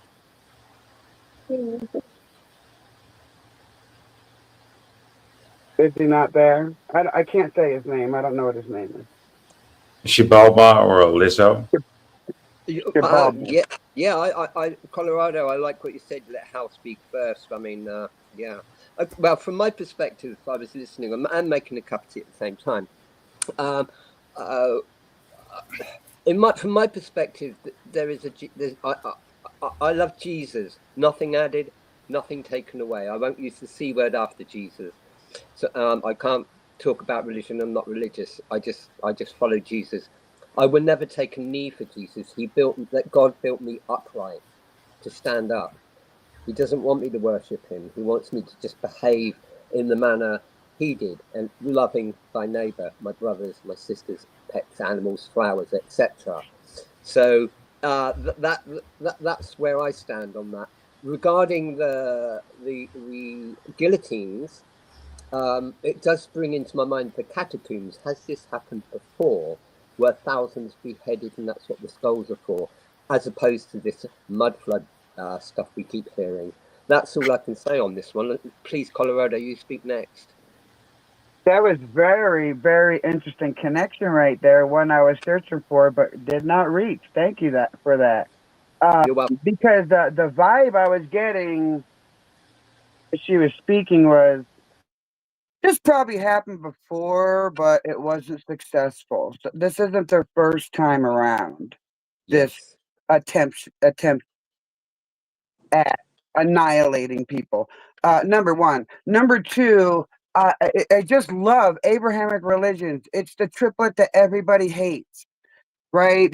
Everyone's got to just pick a favorite and not see the whole story under this Abrahamic umbrella. If and third, with me living in this country, freedom of religion, I'm getting a sick feeling they're going to want to start that program somewhere nearest to me. That kind of gives me the creeps, that program she was talking about. You sound too strong to be creeped out by anything. What program exactly? Yeah. So what's your response to that, Shivalba? Well, I'm wondering what program they're afraid of. The one she just spoke of, were you not listening to that lady? No, sorry, I was downstairs dealing with shit. Yeah, sorry. Downstairs. Hell was downstairs dealing with shit. Damn. I mean, downstairs in my building. Yeah, sorry. I had to Yeah, pick up Shivalba. something. You were in the underworld, right? Yeah, Shivalba. So that there were many levels to I that. was AWOL for a second. She's talking Yeah, about what was 90% what of the was people. the? She's talking about 90% of the people being quote unquote saved. She was talking about joining, what was it? Abrahamic umbrella, Abrahamic, what did she call it? Abrahamic something. Dang it, I forgot. You should have been Abrahamic listening, damn it. religions are like Judaism and Christianity and Islam. Yeah. No, Yeah, Yeah. go not ahead. Christian. No. Islam and Judaism. Yeah, Christianity, per definition, is not an Abrahamic religion. Right, it's Catholicism. Yes, it is, Brady. It is. No, Read it up. it's Catholicism. No, it's Catholicism. Maybe Catholicism is. Yeah. Yeah, it's Christianity. They believe in Christ. Either way. No, Anyways, we keep were going. talking about what the lady said, not what your opinion about it. And the lady said, No, Christianity there's is not fact and there's included in the reality, you know? Abrahamic. There's Dude, let me facts and finish. there's your Let me finish. ideology. You didn't even listen to her, man. Good point, Colorado. Good point. She said Yeah. Christianity was not included in the Abrahamic religions. And it's not because it is under Catholicism. Mm-hmm. So she was talking about the three basic Abrahamic religions being one. So, have you ever opened up a Bible? Yes, that's why I came to that conclusion. I see now why. And I can see why Hal walked away So, from it. is the story of Abraham sacrificing his son, but then he didn't? You know, with the goat. Have you never read that in the Old Testament and stuff? You like sound how like you it sounds like you're just you're No, just it sounds like I alluding. know more than him. No, I'm sorry, but I think It sounds you're wrong. you actually never read it. I've read the Bible No, you're making yourself many look times. stupid making these comments when you didn't watch the I thing that literally we all make. watch, and now you're making My leaps of father assumptions. translated the Bible, and then I make Bible illustration books and stuff. So yes, I do know the story. You're hysterical, man. What do you think? You're royalty or something? No, nothing. Nobody said I'm royalty. Why would you go to that conclusion? The way you speak and what you're bragging about, and No, I'm come not on. bragging about it. I'm just telling you that you're wrong. Okay. Why are you getting butthurt? You've been interrupting me, and you've been wrong. Hey, so but What? you've been making Bible illustrations, right? Yeah. Tell me what illustrations did you make about what chapter? Well, I mean, I made about Kings, a book of David. I mean, the entire story of David. I mean, I do characters that are not as well known, you know, in a Bible. and very much into the Old Testament, right? This Now, is why when you what say that, illustrations? What illustrations that I know you're a designer, right? So what illustrations did you make? well, I mean, I put them into a very certain What style of what you cannot even start with a book and a story. You start with word. sure, sure. I have them printed by the 200s. Show him. You want me to show you? Go Okay, Yeah, ahead. I'll show you. Huh? Please, We please, all yeah. want to see it at this point. you, you said. You said. I mean, that's what you said that you made illustrations about the books in the Bible. So show us. Yeah, sure, man. Fucking hell, Yeah, man. come on, man. You have to go a fucking live stream. Okay, hold on. Oh, live stream. Yeah, it's so difficult on the live stream. Yeah, as if it's difficult for me because I'm always streaming. Okay. Yeah, because you're always drunk, as I am. That's no Yeah, excuse. but my arm really hurts.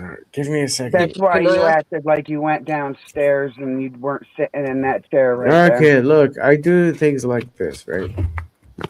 Um, so I Hold it, do hold it. like I can't even see that. You're gonna have. Yeah, thank you, boy. actual illustrations, right? Is With this your artwork? text. Is this your drawings? Can I ask? Is this your drawings? Yeah, sure. Do you AI use helps a do Yeah, you lot use though. sure. What crayon? But the fuck yeah, was it's that? mostly my drawings.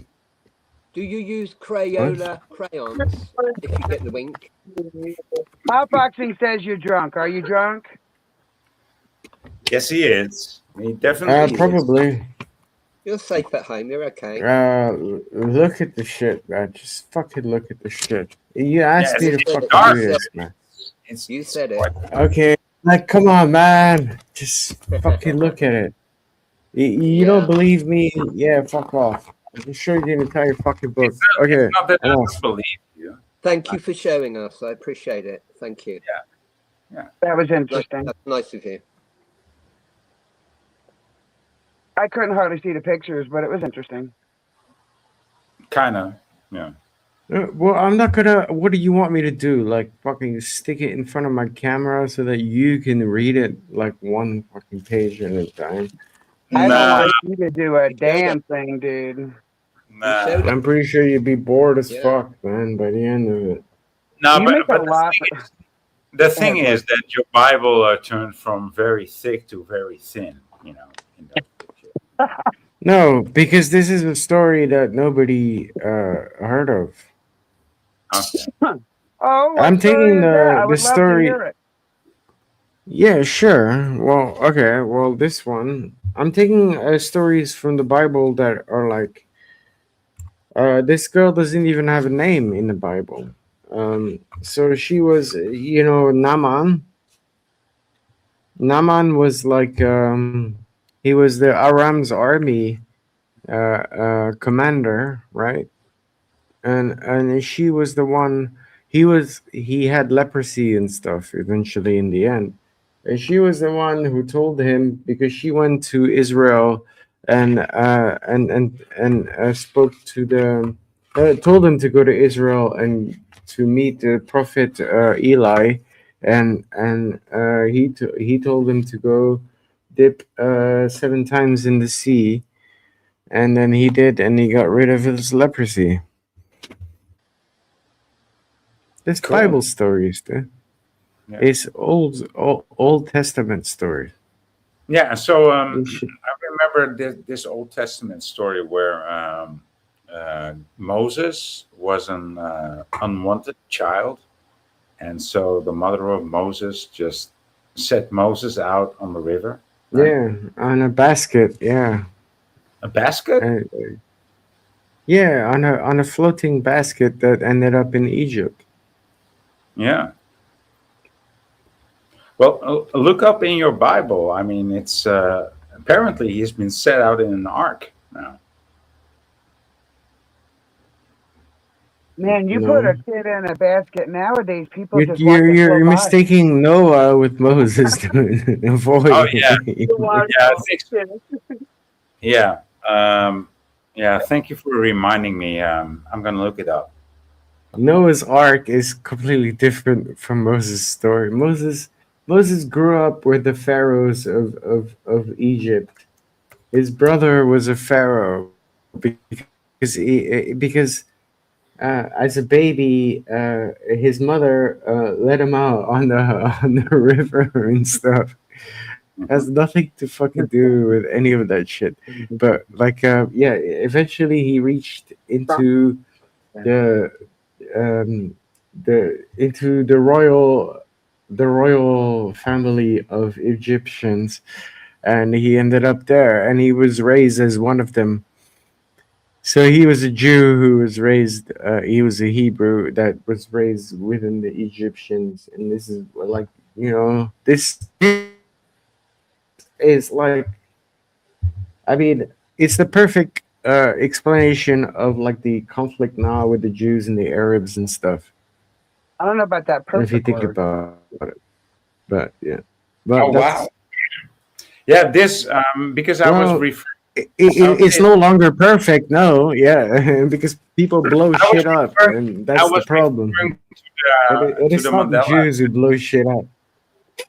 You I want was us to referring. go? Go ahead, boy. No, I was referring to the Mandela effect, but it flip flopped. It flip flopped. Sometimes it flip flops, right? Mm-hmm. Yeah, and Yeah. so it. Yeah. So now it's a basket again. It used to be an arc. It used to be a basket, and then it became an arc, and now it's a basket again. Right. Yeah. Did you realize Yes. the difference between an ark? An ark is I like a know. I know. gigantic ship, Why are dude. you asking him like he made the difference? Why would a baby be in a gigantic ship? Why would they change the words of the Bible? Well, apparently it never No, they happened. don't. It Yes, flip they flopped. do. It flopped. It flopped, Mary. I know for a fact that Jehovah Witnesses think that Jesus was ransomed to God, and Christianity thinks he was sacrificed for our sins. So don't tell me the words aren't changed in Bibles. The words have been being changed in the Bibles for hundreds of Yeah. years. Yep. And that's not by additions or issues. I mean, the words have been changed in the Bible, and this story of Moses, that has been changed too. But Hmm. apparently, I looked it up, and it's flip flopped. It's back to a basket now. Hmm. I have a Yeah, question about the Pharaoh's daughter story found itself. Moses in the river and raised Well, him as their Yep. own. That's exactly what I said. so It's not royalty just goes and Moses fishes didn't come for a in an baby in ark. the river and accepts it as their own? That doesn't even make sense to me. No, it does make sense because it No, it happened. doesn't make sense. Because when you see how people treat the poor, the trodden, and the homeless, let's use that modern word, then no, it Hey, doesn't make OTW, sense. what's up, Let buddy? me finish What's what up, I'm Patrick? saying, sir. No, I'm just reading No, chat. don't Sorry, buddy. interrupt. I'm actually saying something that doesn't need an interruption. So this Okay, I'll mute. story has this wayward baby floating down the river, and the royalties are no longer eating their grapes or drinking their wine. They're at the river picking up babies, making the baby more important than their own child. Yeah, what you're saying is so contradictory because we know No, what royalty is. Go ahead. yeah, but that's not the topic, Mary. I mean, somehow, I mean, I know that once upon a time, it changed from a basket to an ark, and now it's a Yeah, basket. yes. Flip flop. Are you familiar with the Mandela effect, Shibalba? Of the Mandela effect, yeah, where people Yeah. think that something happened, but they're not really sure. Yeah. No, we are sure. We are sure. We're positive. Yeah, positive. Huh? Did you read Berenstain Bears or Berenstein Bears?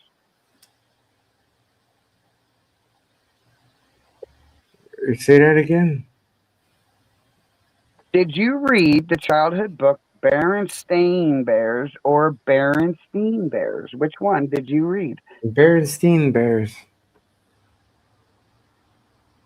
So you understand what we're saying then. They're selling Berenstain Bears as if it were that originally, which a lot of us know is not Well, I true. don't know about the stains and stuff, but yeah, no, I completely understand what you're saying.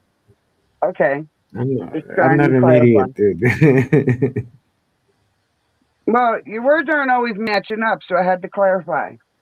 Yeah, no, it's fine. I'm just saying that, like, like I was just telling you what the history was around Moses. I didn't mean to offend anybody. Nobody's offended. Boy brought up the Mandela effect associated Yeah, the with that Mandela story. effect was, whether Nelson Mandela was still alive or not, and stuff. Do you think he's still alive? All right, this guy, I'm done. No, it's okay. I can take it. I mean, I could do apparently, I just found out that it flip flopped. I mean, we all know about the Moses should have been and would have been, and we always remember Moses being sent down in a basket, right, of reed. But once upon a time, it changed into an ark. I'm like, what? Changed into an ark? Yeah. So, but Shibaba is acting like he knows about the Mandela effect, but it's all not real. So let's look up Matthew 18:20. Let's see what that says. All right. I hope you can change that too. While you're looking, Roy, I could do with Dolly's braces right now. You're right. Where two or more are gathered in my name, it says two or three are gathered in my name. Yeah. So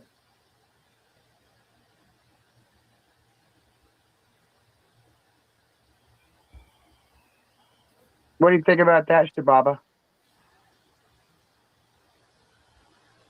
What do I think about what?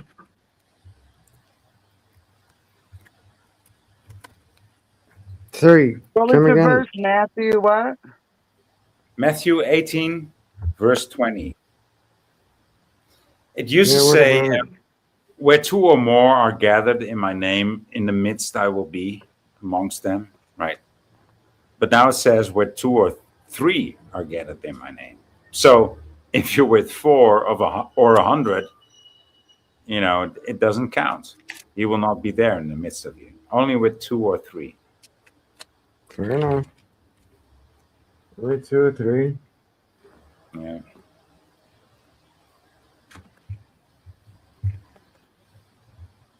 Yeah. Anywho, when she was talking about the whole tri-religion under the Abrahamic umbrella, it But hey, rang particularly true. I mean, the thing is, we found a flip flop there. We found a flip flop. So it used to be an arc. Yeah. No. Well, yeah. Yeah. I mean, we found.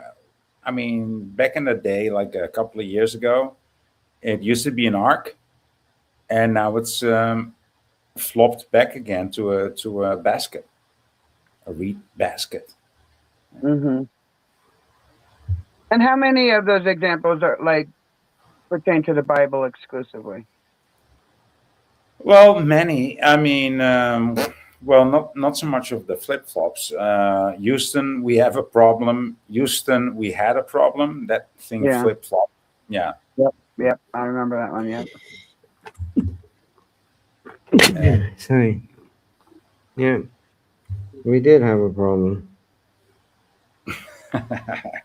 No, now we do have a problem. Mm-hmm. Surrounded by Kiev said it's not a Mandela effect. It's different translations. No, it's not. No, it's not. No, we've been. No. No. Even when actors go and act in foreign films, they use their names. It is not translated.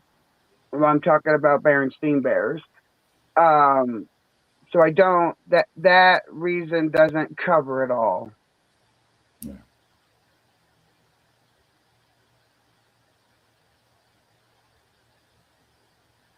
Why do you think they would change it back?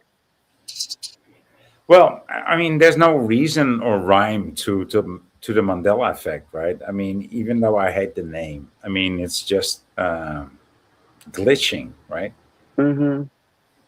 And I'm pretty sure that the devil does it, and God allows it, Yeah. and and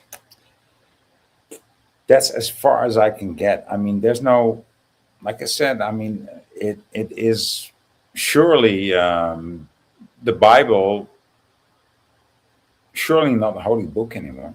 You know, Right. it's been That's tampered with, and even though it says in the Bible, don't change a tittle mm-hmm. or a comma.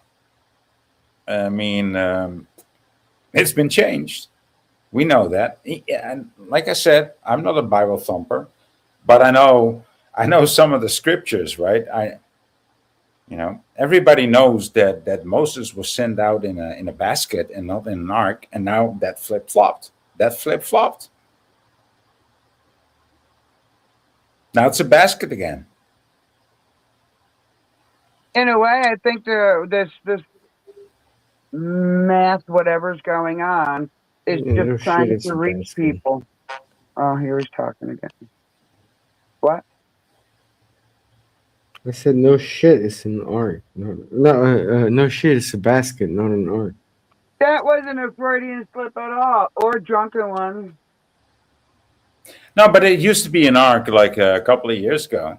Yeah. No, that was Noah. You guys are Yeah, confusing. of course. I hear you. It should be a basket. And So of you're right. course, Colorado, his only thing is like, yeah, Chabal was drunk. Well, you don't know me, but yeah, sure, I'm always fucking drunk, so fuck off. If that's your only insult that you can throw against me, good I luck, didn't buddy. say that. We didn't even mention that. That's what you said. He just said it. He said, I sure okay, did he's just drunk. say it because you're slurring your words, you're not making sense, and the more we try to have a Man, conversation with at you, least have an excuse for it. You have no excuse for slurring your words and talking bullshit. So okay, buddy. y'all smoking weed. I don't know if that accounts for it. If you want to use a green plant from Mother Yeah. Earth as an excuse, you could do that. It doesn't matter. Sounds like your butt hurt because no one gives a fuck about your point. Ah. My point. Shibaba is a drama queen, so he likes to get the drama going. So Yeah, that's come into my panels. Face real drama.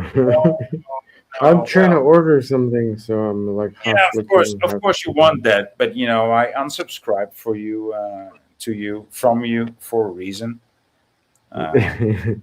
I don't swim in cesspools. Sorry. Yeah. That's I've never okay. I've never read the Bible from myself. I've never read it. I feel Jesus without the C after it. In me. But I do know that the KJV version of the Bible does have a copyright, which is owned by somebody who King makes James. royalties. Yeah, Yeah, somebody makes royalties from that. There's Yep. that word again. yeah, Yep. it's Yeah. true. That's all I know Yep. about the Bible. I don't feel I need it. I appreciate people who read it, and I like listening to people talk about it, but I don't read it. It's just a sandbook to me. My intellectual self does not understand it. I don't know how to decode it, and I'm not ashamed of that. But I do feel Jesus. Yeah, that's all I can say on the Bible. So that's why I'm not joining in your conversation. So please excuse me. I'm not joining in. Thank you. I understand what you're saying. And through my own research, I come to understand that good part of me, the goodness, the part of me that wants to be good, people, places, things, help others. Um, we can put a name on it if you want. I'm just choosing not to put a name on it. I like some of the stuff Jesus says. Don't get me wrong. Judge not, lest you be judged. You know what he said after that? But you may observe your neighbor. I am. Yeah, I'm an observer. Hence the eye. So I absolutely enjoy some of the things said, but I've been asked as just a regular person to swallow that book, hook, line, and sinker. And I just couldn't do it. I absolutely could not take it as my own.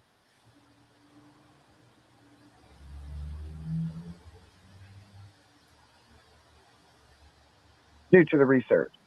Not so much its contents, but the Well, research. yeah, but everybody can follow whoever's path forward.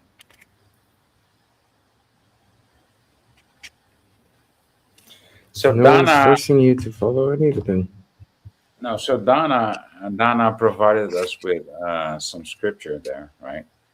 Exodus, second chapter, third verse, and it is described as an ark, right? An ark of bulrushes, which might still be a basket, right? Mm-hmm. Sliming with pitch, but it was never described as an ark. I mean, how would you describe a basket as an ark? It's a completely different concept.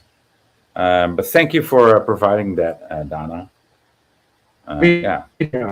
Ark is huge, right?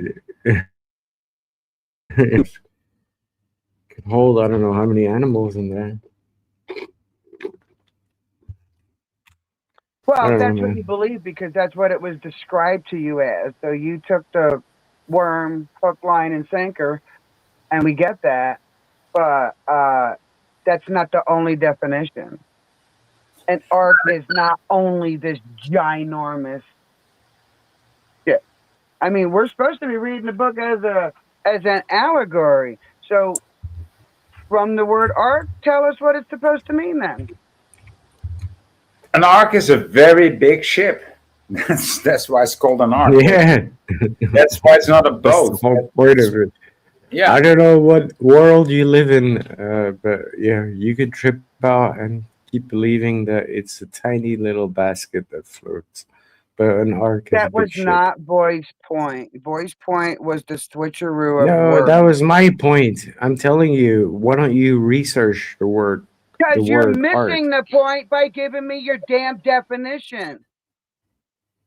The point was the switching of words, which is typically what the Mandela effect does. Switches words, pictures, things like that. So it's not about the definition of the word. It's about the switching of.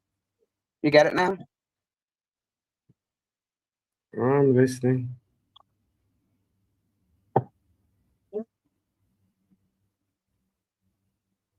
Some people, boy, I heard was attributing the Mandela effect to like a Nibiru or some kind of passing planet.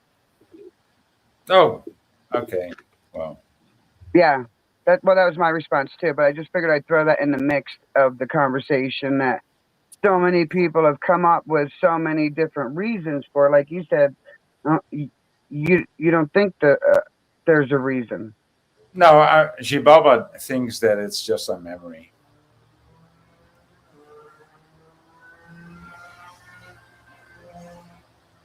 Roy, I'm going to have to leave your show now. But thank you for letting me up here. I've had a really great time. Thank you to the other guests. It's been really, really good. And I send my love and love to the chat down there. I'll join chat before I go. Thank you very much. Thank you, Lizzo. Great seeing you. God bless you all. He does look a bit like what's his name? I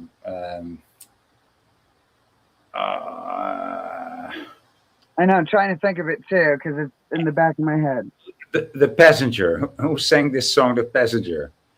The Passenger. I am the passenger. Fuck. He does look like that guy. He looks good though. Since the last time I seen him. I'm gonna have to look it up. The passenger. Yeah, because I'm not. Jesus, come on! Why can't I come up with this? No, Iggy Pop. Iggy fucking Pop. Man, come on! He does look like Iggy Pop's Yeah. son. He does. Yeah. Yeah.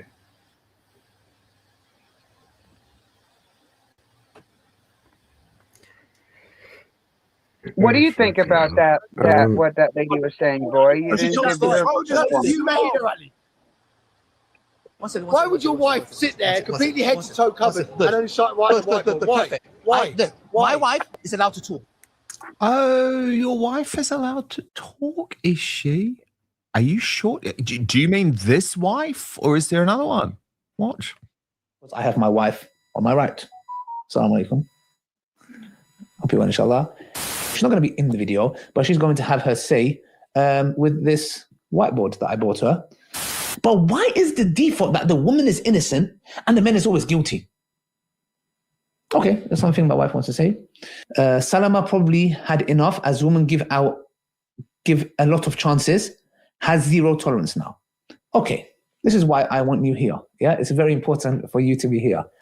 Yeah, it's just to take the past traumas of their father or ex-husband, etc., and project it on other people. So, okay, she's saying she made the video, not him. I don't know his opinion. Well, exactly. There you go. Okay, there's nothing else I have to say. Anything you'd like to say? If you do, just let me know, inshallah. The Prophet, peace be upon him, told us he went to the hellfire. Again, I know you guys are going to be like, oh, it's a reality check. Okay. And he saw a majority of the women of the hellfire. Why? He said, not because they are ungrateful to Allah, because they are ungrateful to their husbands. Yeah. Religion of peace. Yeah. Anything that I said wrong is from shaitan and myself. Anything good is from Allah subhanahu wa ta'ala. Yeah. Anything that I said wrong is from Satan. Anything that I said right is from God. Yeah. That's funny. I love that disclaimer. Man, I mean, yeah, okay. That's, I mean, there's no responsibility there. There's no accountability there. These people, I mean, that's a different way of thinking, man. It's okay. And you give your wife a whiteboard to speak to you when she's completely covered up. I don't think it's even a wife. I think it's just a boy pretending to be. I thought the same thing. Right? Yeah. Mm-hmm. And he's just writing down tag phrases. What's that, Mary? Sorry? The person in the cloak is just writing down specific phrases for him to answer to. It's not real. No, it's not real. But still, if this is what you want to portray. Are you under any duress? You can blink twice. No. What? Oh my God! No, this is comedy. Okay, this is comedy. Yeah, but how accurate is it? That's the sick part about comedy. For myself. But the thing is, it actually is comedy. But then again, it can be this extreme in their laws, in their Sharia, right? Right. Yeah. It actually comes down to this, but I'm sure this is a spoof. But then again, I'm sure this is a spoof. But then again, it's actually, this is what they want. And my dear wife, may Allah bless you for your contributions. It's a pleasure and an honor. Oh yeah, she's so free to talk, Ali. So free to talk. Almost nervous to ask Father Calvin Robinson about this.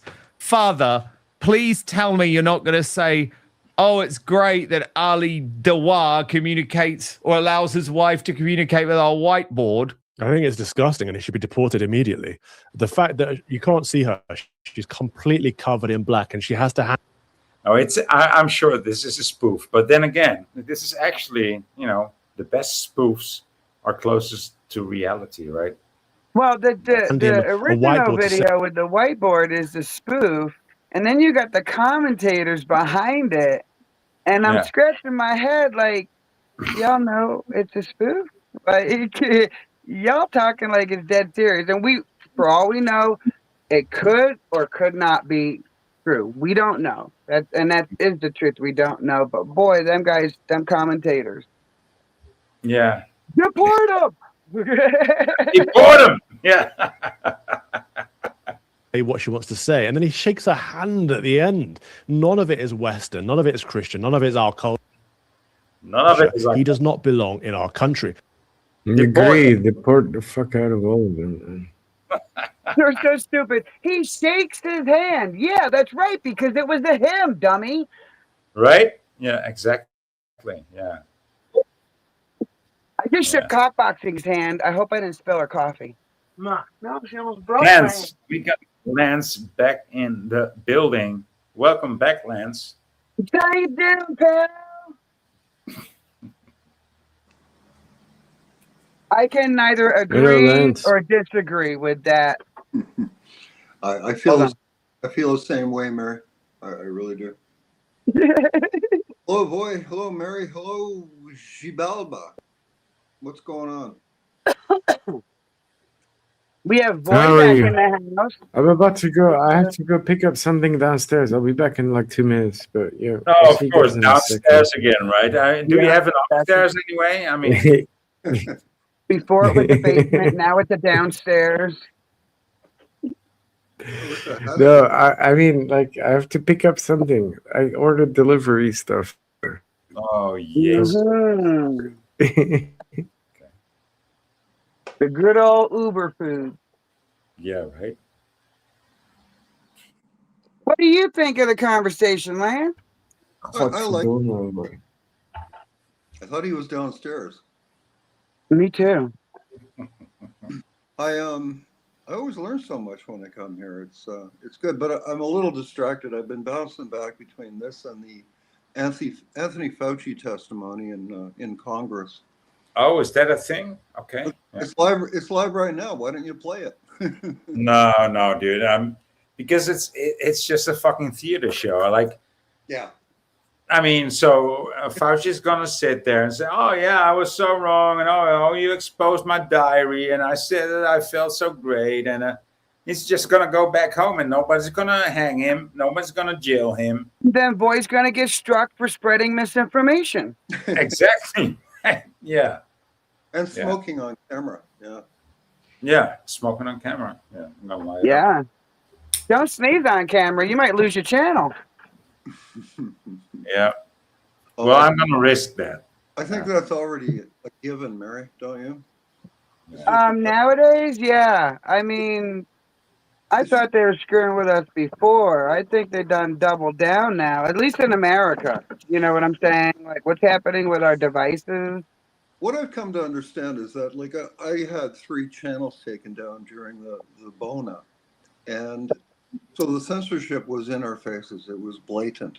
Yeah. Now it's like they want everybody to talk, so they're not shutting people down because they're just collecting data. Collecting data, but they're doing the censorship is more subtle. Like, it's likely your algorithm, Seth, doesn't go to as many people as it used to, so your viewership might decline.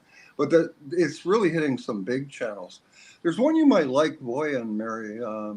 Enter the Stars on YouTube. He's a really interesting guy. He knows the Bible inside out, and he connects like movies. He decodes movies and television shows, puts it with the Bible, and helps you get a better understanding of what's going on these days. Well, I don't misunderstand the Bible. I read it front to back. Oh, well, you'd like... Go ahead.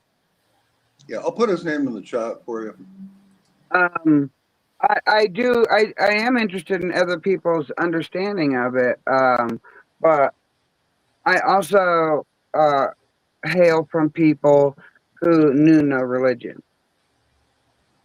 You know, they lived with their morals and their standards.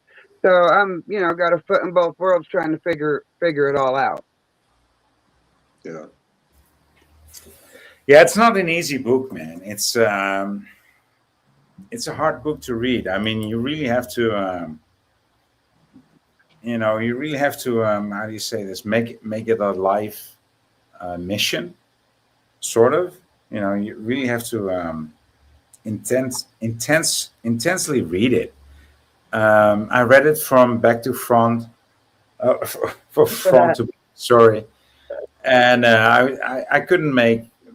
It's just too confusing. You cannot read it from front to back and think that you will get it, because it's more like poetry. You better, I think it's better to read it. You know, when you think that you need to read the Bible and just slap it open and it will open up at the right page. I think it's more like that. Well, thank you for saying that, because like obviously when you wake up, you hear a lot of biblical passages, and some of them are just the most profound damn things I've ever heard. Absolutely. So I mentioned our city is crawling with Mormons giving out free Bibles, so I have like 4 now. So I started to read it from front to back, as you were saying, and it was like, you know, Seth begat Abraham, begat this, begat that, begat this, and it's and I couldn't keep up. So I'm going to do what you suggested. No, but you really have to study it, right? Because it actually makes. Because if you write down those words and you take down the periods and the eras that they lived in, you might actually come down to some pretty scientific stuff, right? And I didn't do that, you know, I didn't do that, but I love to listen to the people who did that, who actually took the time to do that, and they actually came to the places that are truly Sodom and Gomorrah, right? And they looked it up and they said, well, I think that here is Sodom and Gomorrah. And what did they find there? Pompeii. They found sulfur, you know, in a. I think you've seen these videos. I think you've seen these documentaries. They went to these places that this so-called Sodom and Gomorrah are at, and they find the purest sulfur that it's not able humans are not able to make this pure sulfur, right? Because it's 98% pure sulfur, and that's how it was described in the Bible. You know, how do you call this? I forget the words.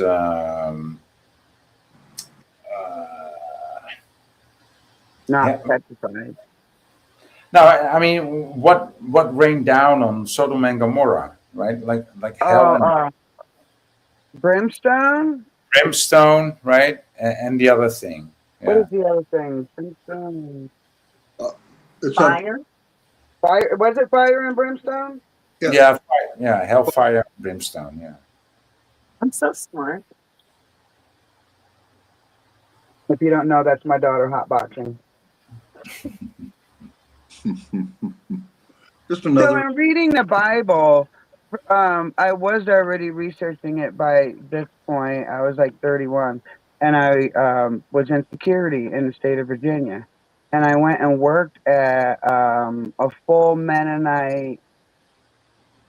I wouldn't call it a compound, but it's from independent living all the way to the hospital.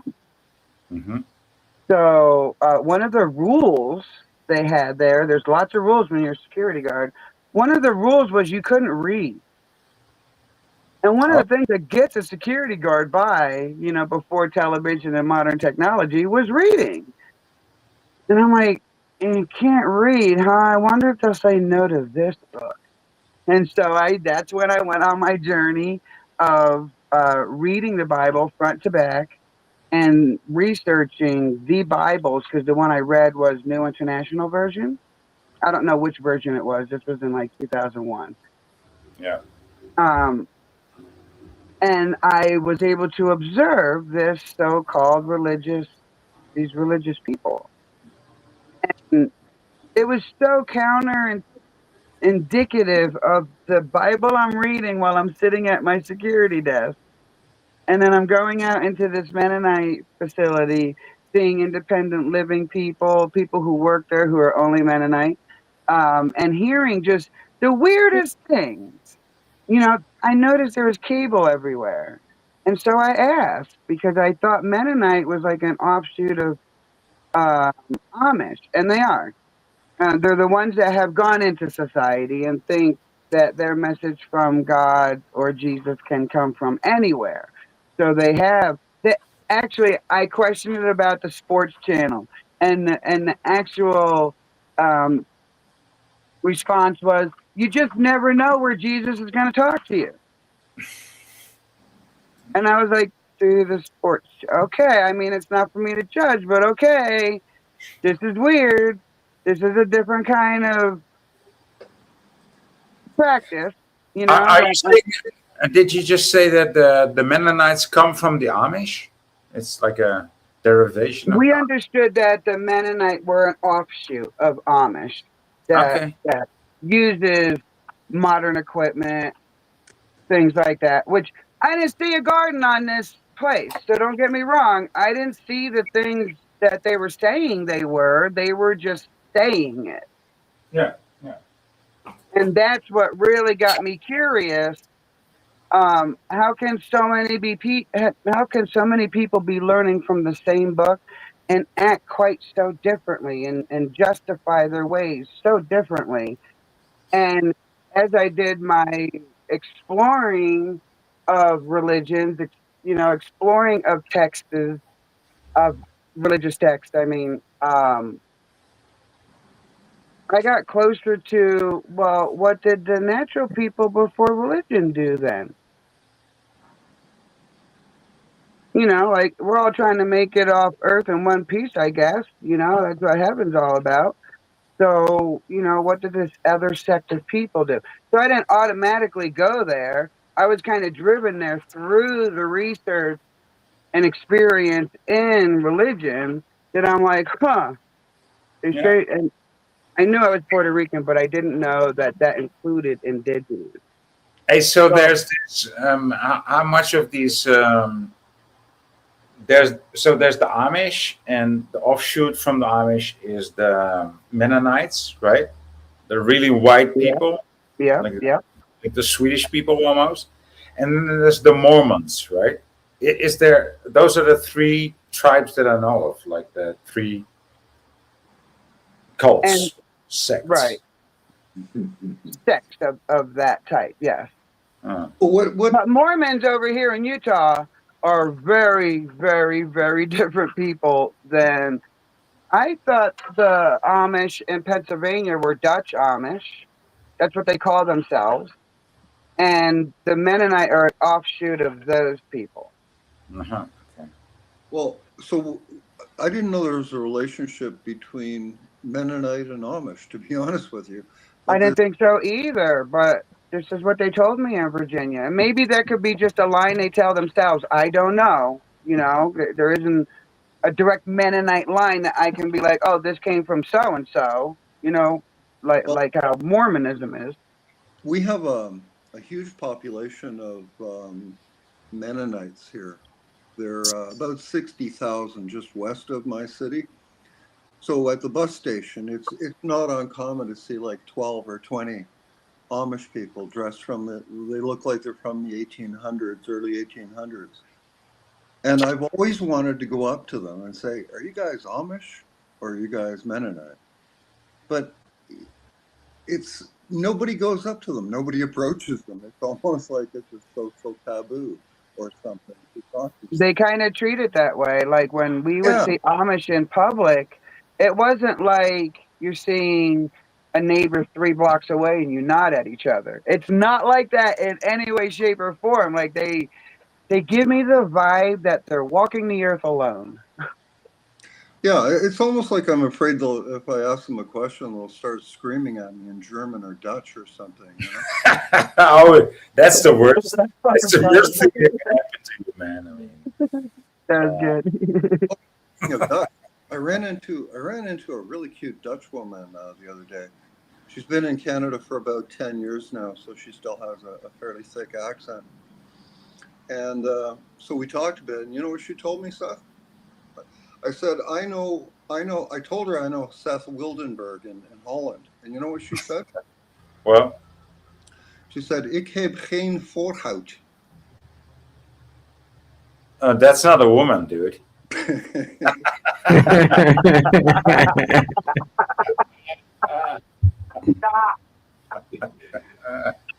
That's your Dutch. That's your Dutch joke for the day. Oh, That was a good one. that's not a lady. That's like somebody that came from Amsterdam and was transferred. You know what I said? I said, Well, ik ook heb geen voorhuid. okay.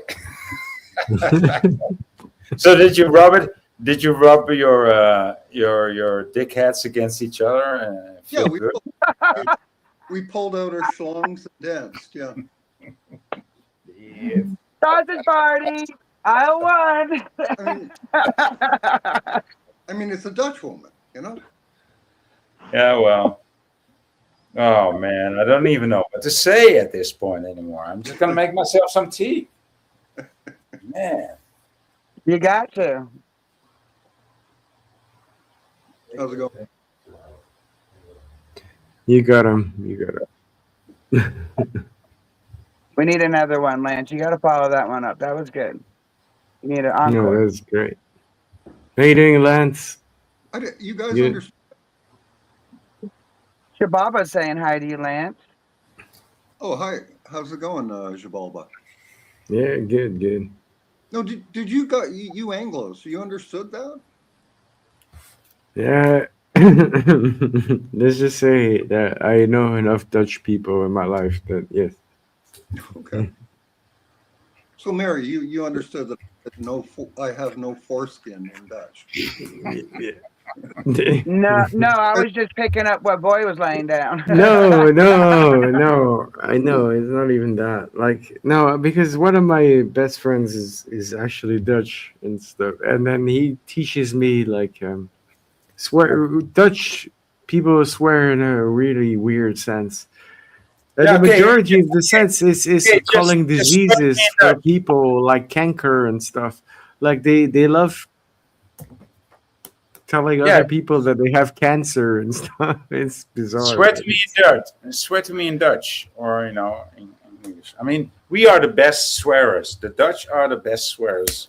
No, all you guys say is canker or something, and it's like you guys have cancer or something. You know, it's bizarre. No, there's tearing, there's typhus, tearing, there's typhus.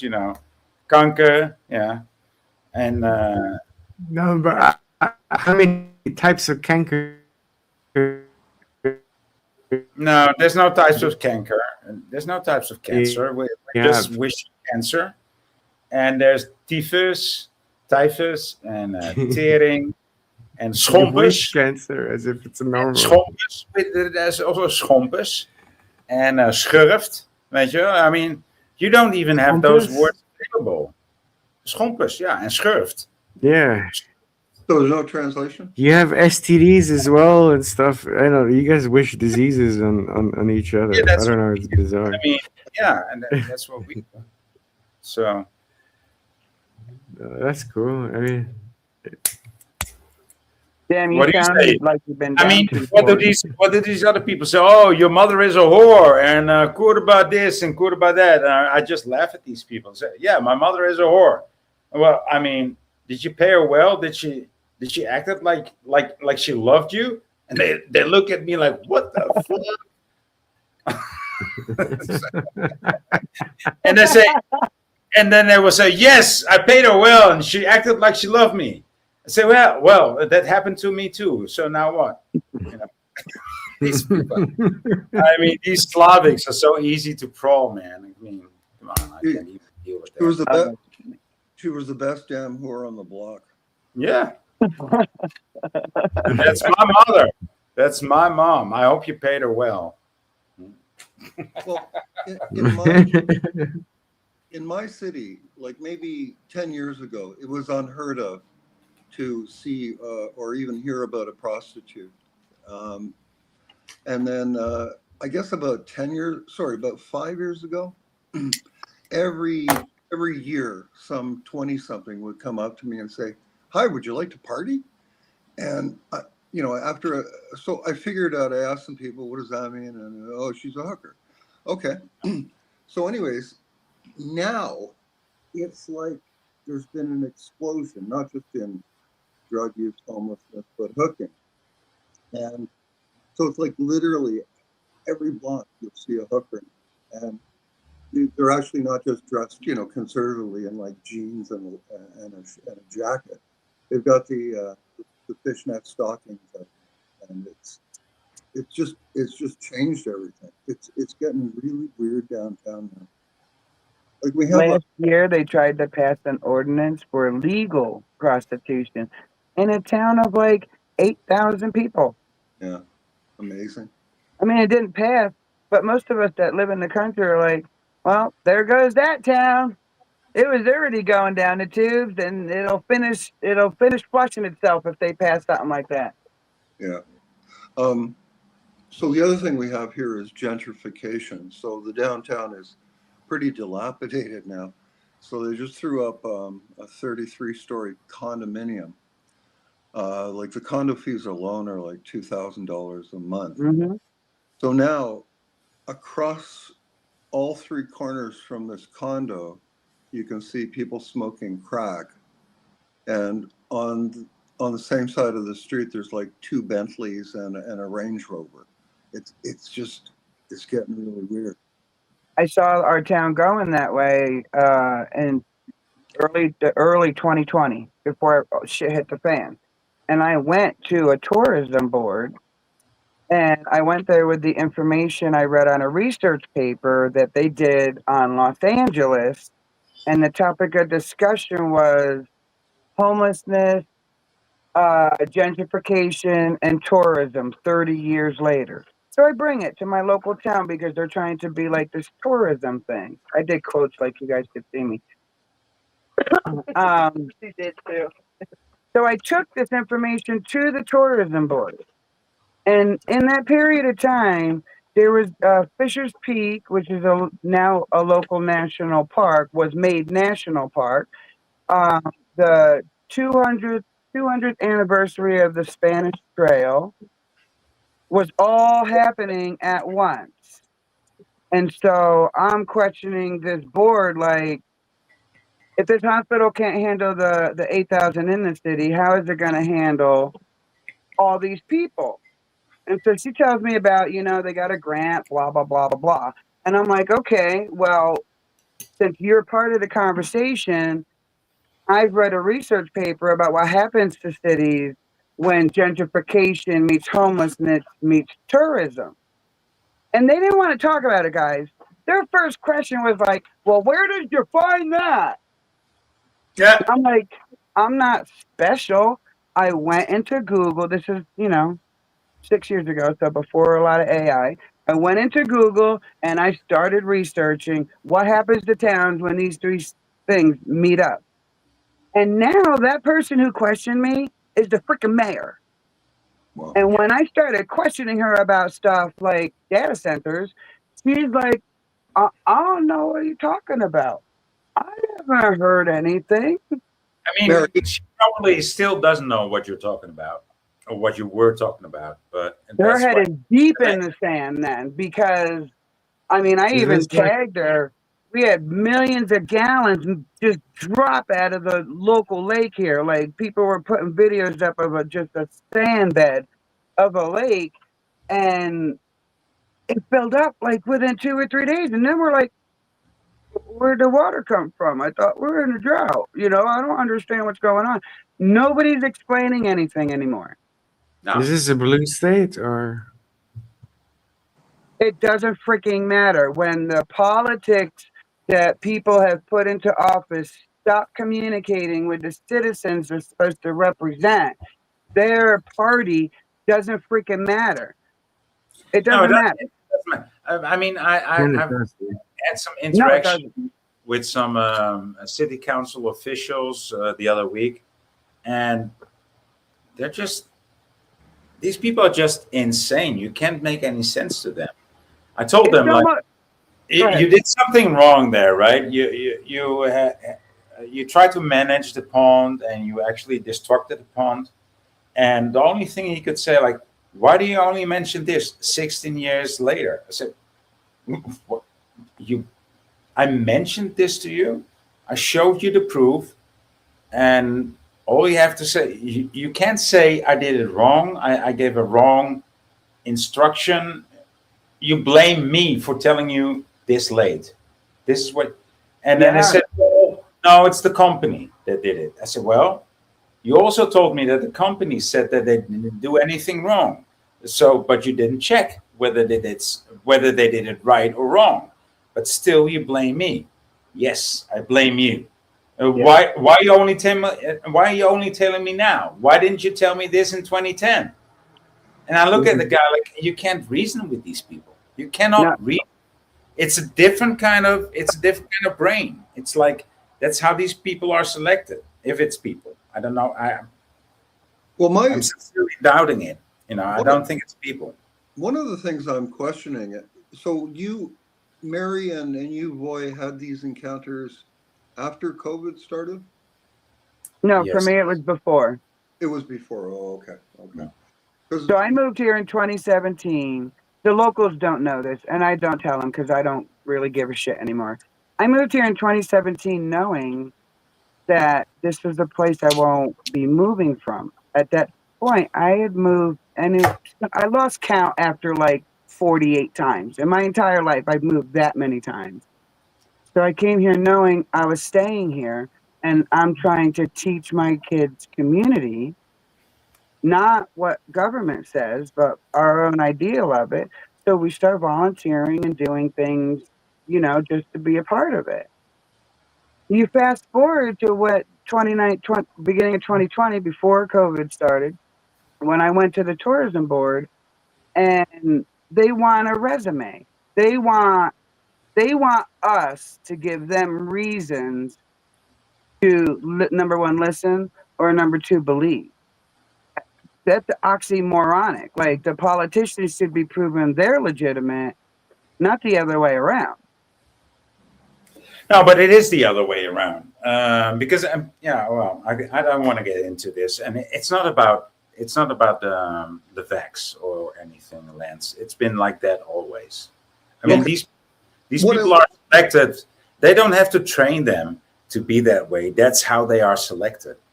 You can Yeah. only function in such an environment if you have that mindset.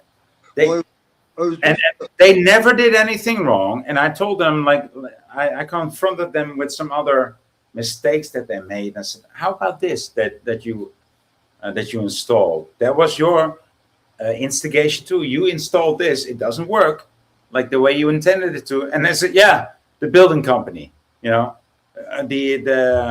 installers did that wrong." I said, no, the installers didn't do that wrong. It's a whole fucking. It's a good idea, but you should think about the idea and how to install it.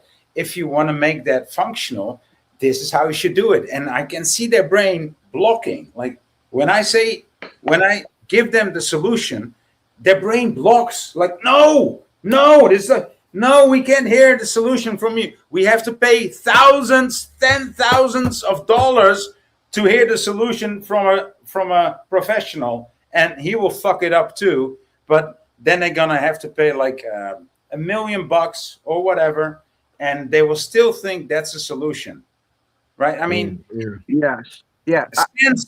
There's no way of making sense with these people. They just cannot hear it. It's like they never did anything wrong, and any good idea from somebody they cannot hear unless they pay big amounts of money for it. And then it's even if they hear it though, like in my case, the Purgatory River. If you've seen my lives, we've gone to the Purgatory River in that town down there, and I've been complaining about it even on my lives for probably 2 years now, because they say they do a river cleanup. We were there just the other day. I'm walking around. I look down. There's a needle right there. And so we start looking, and against the concrete abutment of the bridge above, there's just needle after. You can see all the orange caps that people have flicked off all over the ground. And I'm talking to my daughter, and I'm like, river cleanup my ass. They do an iota of what you ask for, and they expect you to swallow that pill. Shut the fuck up, move on, don't ever mention it again. Yeah. Yeah. Well, in my city, there are at least three teams of two to three people. They're always from India. They always wear yellow vests, and they have these sticks with a little contraption on the end, and they spend their day picking up needles, picking up broken glass from crack pipes, and just basically shooing homeless people from corner to corner. In fact, in my city, they even passed a bylaw where it's illegal to offer food, money, or water to a homeless person. That's so Jesus-like. I'm blown the fuck over. And yet, they just announced this week that we're going to have a brand new soccer stadium, and it's going to host. It's going to host. It's going to host the Toronto soccer team. Yeah, I didn't even know Toronto had one. Oh shit! Yeah, you are from Toronto. I forgot. Yeah, shit.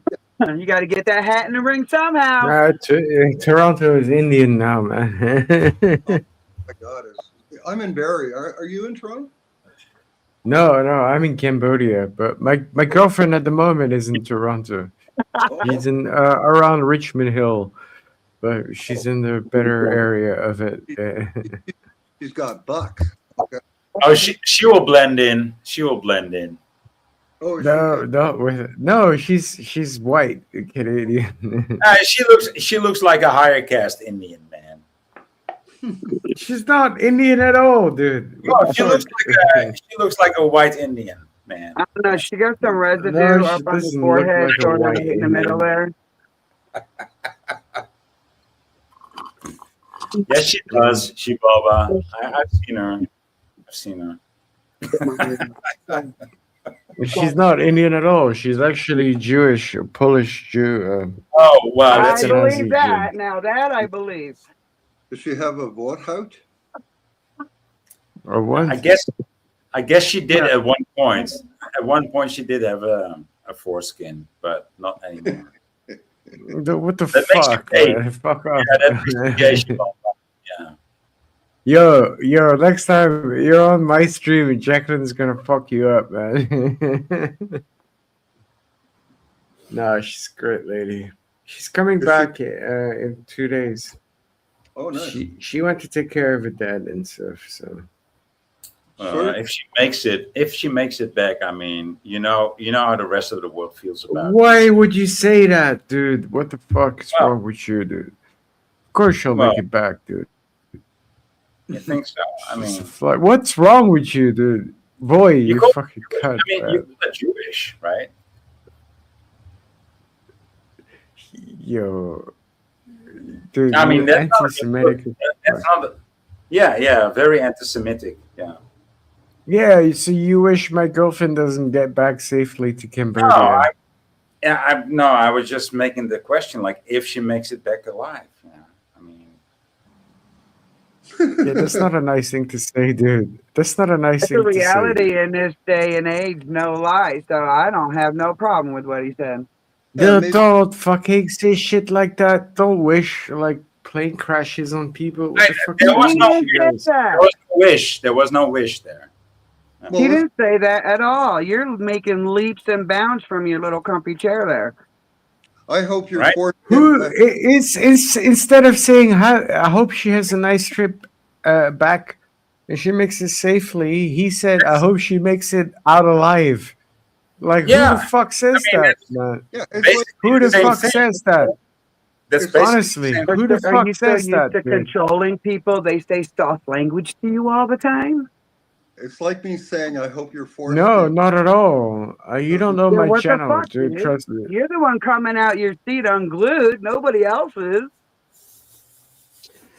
Oh my god. Yeah. Whatever. You need some tissues for your issues? No, not at all. I'm just saying. I'm telling boys to be a cunt. You fucking cunt. He's always You're been not a doing cunt. nothing wrong, and you sitting from your comfy seat playing games. So If you want to call him as we see him, let's start calling I him. just said I hope she makes it back alive, right? Knowing that she's Yeah, well, who says that? So Instead of hope in saying, the I hope she sentence, has for a good Christ's trip. sake. that's what I said. That's what I said. I mean, Well, same Yeah, I goes. hope she makes it back alive. Doesn't sound. It's not like a really nice thing to say to anybody. But That just okay, means you're whatever. I'll really take it. negative in your brain, dude. I would say something different about Bibi Netanyahu, right? I hope he doesn't make it back alive, right?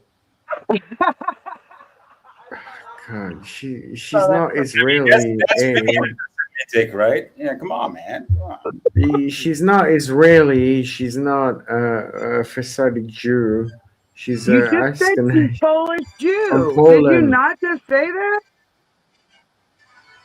I said she's an Ashkenazi Jew, not a Sephardic one. No, you said she's Polish Jew. My ears and eyes don't lie to Yeah, me. yeah, she's Polish Jew. Okay, then admit what you Exactly. freaking said. Don't lie. Yeah, so she's Ashkenazi, Well, a not woman alone in fucking. the world traveling that had Going to meet her parents. What? a woman alone in the world, a perpetrator doesn't give a No, shit she's where not she's going or alone what in she's doing. Canada. She's in Canada. She's in Toronto at the moment. So she's Right? traveling with her whole family? She's going to visit her parents, you retard. Yeah, I see you, motherfucker. Don't think I don't fucking see you. You see me. I'm showing Yeah, myself. you're. I You live can stream, try. so don't You worry. can You try, see me but I'll all tell the you time. what. Meet the first guy that'll punch you right in your fucking face. Who's gonna punch me in my face? You don't listen to words, and I don't repeat them for stupidity. Okay, well, somebody's gonna punch me in my face. Well, at least we're on the same page now. Oh yeah, I'm glad. Why you resort to violence for no reason? You're the one that resorted to violence. Boy said he hopes your girl comes back to you safe, alive. And you That's immediately not what he leap to said. some kind of negative He Nancy said, "I bullshit. hope she So makes it back alive." Okay, whatever, man. It doesn't matter. at Does least it? he didn't say, I wonder if she's going to make it back alive. Now that would be bad. Yeah. Okay, fair enough. No problem.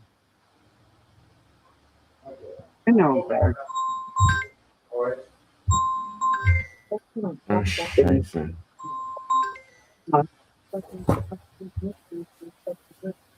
Oh shit! You heard everything. I know. Well, people resort to using those words when they know they're not coming. No, I was threatened to be punched No, in you the weren't. face. No, you weren't. No, you were not. No, you were not. I'm You just don't listen to fucking words. around. I'm Oh, fucking now he's fucking around. around. Did anybody get that red light going off that he's fucking around now? I guess we were supposed to. I think that red light only glows downstairs. What the fuck downstairs? I gotta go downstairs again. Oh shit. I hope you make it back alive. No, but I'm just messing around with you. Lance made it back alive. I'm so glad to see you made it back, Lance. Phew, I was getting worried about you. Thanks, Mary. I appreciate your concern. I had to go for a smoke. Oh yeah, that's right. You know, Lance. smoke inside it.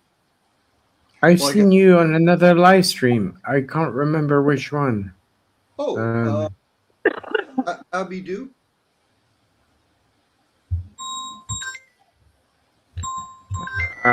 Hold on, I have so many phone calls. I can't remember. The only other one Uh, was it recently or like 5? no, like maybe like 6 months ago. The only one I've been on is Abby Do, ABBYDO, Abby Do. No idea who that is. Okay. I hope Voice foreskin doesn't grow back today. It might be a Mandela This is the best effect. view you can get on my foreskin. I won't show you anymore.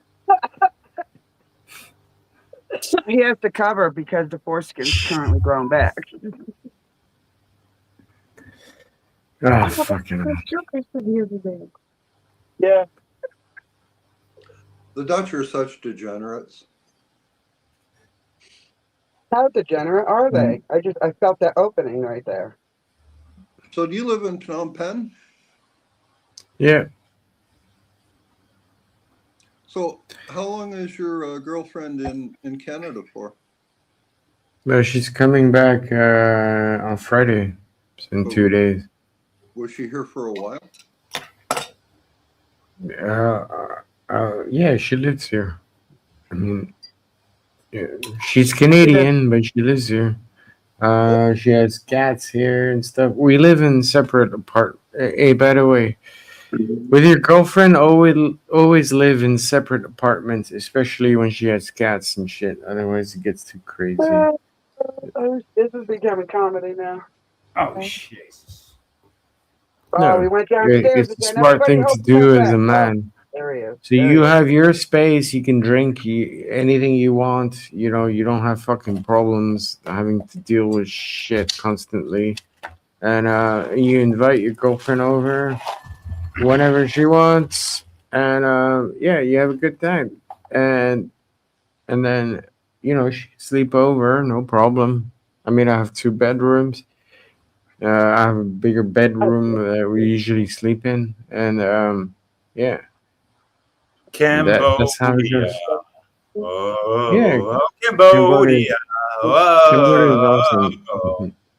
So is she like Canadian, Cambodian Canadian? No, she's a Jew. No, She's just Israeli fucking. she's white. You mentioned, sorry. You mentioned that. Okay. So she's how- she's Polish. So what did you have to get a nice Polish? No, I don't mind it. Your place. What did I have What to did get you a have? nice? How did you meet? Oh, I like white chicks. I mean, I'm a big whore. As in, I've always gotten what I wanted, and when I like white chicks only. I don't like Asian women. I mean, that sounds apropos for your heritage, so we're not surprised. Yeah, well, I'm half, so you know, I'm half white, I'm half Asian, but yeah, why not? Did she? But my preference Your is girlfriend. I mean, since she's from Poland, did she survive Sobibor or was it Auschwitz? no, she's not from Poland. As in, she's a Jew from Poland by blood. As in, like you know, by. She's Canadian as fuck. You met her, you fucktard boy. I know, I You know, I met know, her. I know, right? But I mean, Canadian as fuck. You Polish fucktard. Canadian. I mean, Sobibor or Auschwitz. Does she still get reparations? I mean, Mm-mm. Excellent question. She doesn't give a shit about this stuff, man. Like, come on. Why not? Why not? She's half Jewish. That don't even make sense. Well, because she, you know, like the only people who give a shit about this stuff, about reparations and shit, are like black people. That's about it, man. Like nobody deserves. Yeah, nobody deserves any reparations. Nobody, not the blacks, don't not get the me Jews, started. nobody. Don't get me started. Don't get me started. No, Yeah. I want reparations.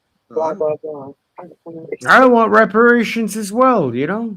Like, you know, if I'm gonna cry victim, like, you know, I'm half Cambodian, we went, we were genocided and stuff. Am I gonna fucking cry and be like, No, you're just not. because No, you're not. I mean, you didn't come from Cambodia. I am living in Cambodia, I'm Cambodian. Yes, That doesn't yes, mean but, you're from but you weren't Cambodia. born there. You weren't born there. I'm living in No, I Colorado. was born in but I'm France. from Colorado.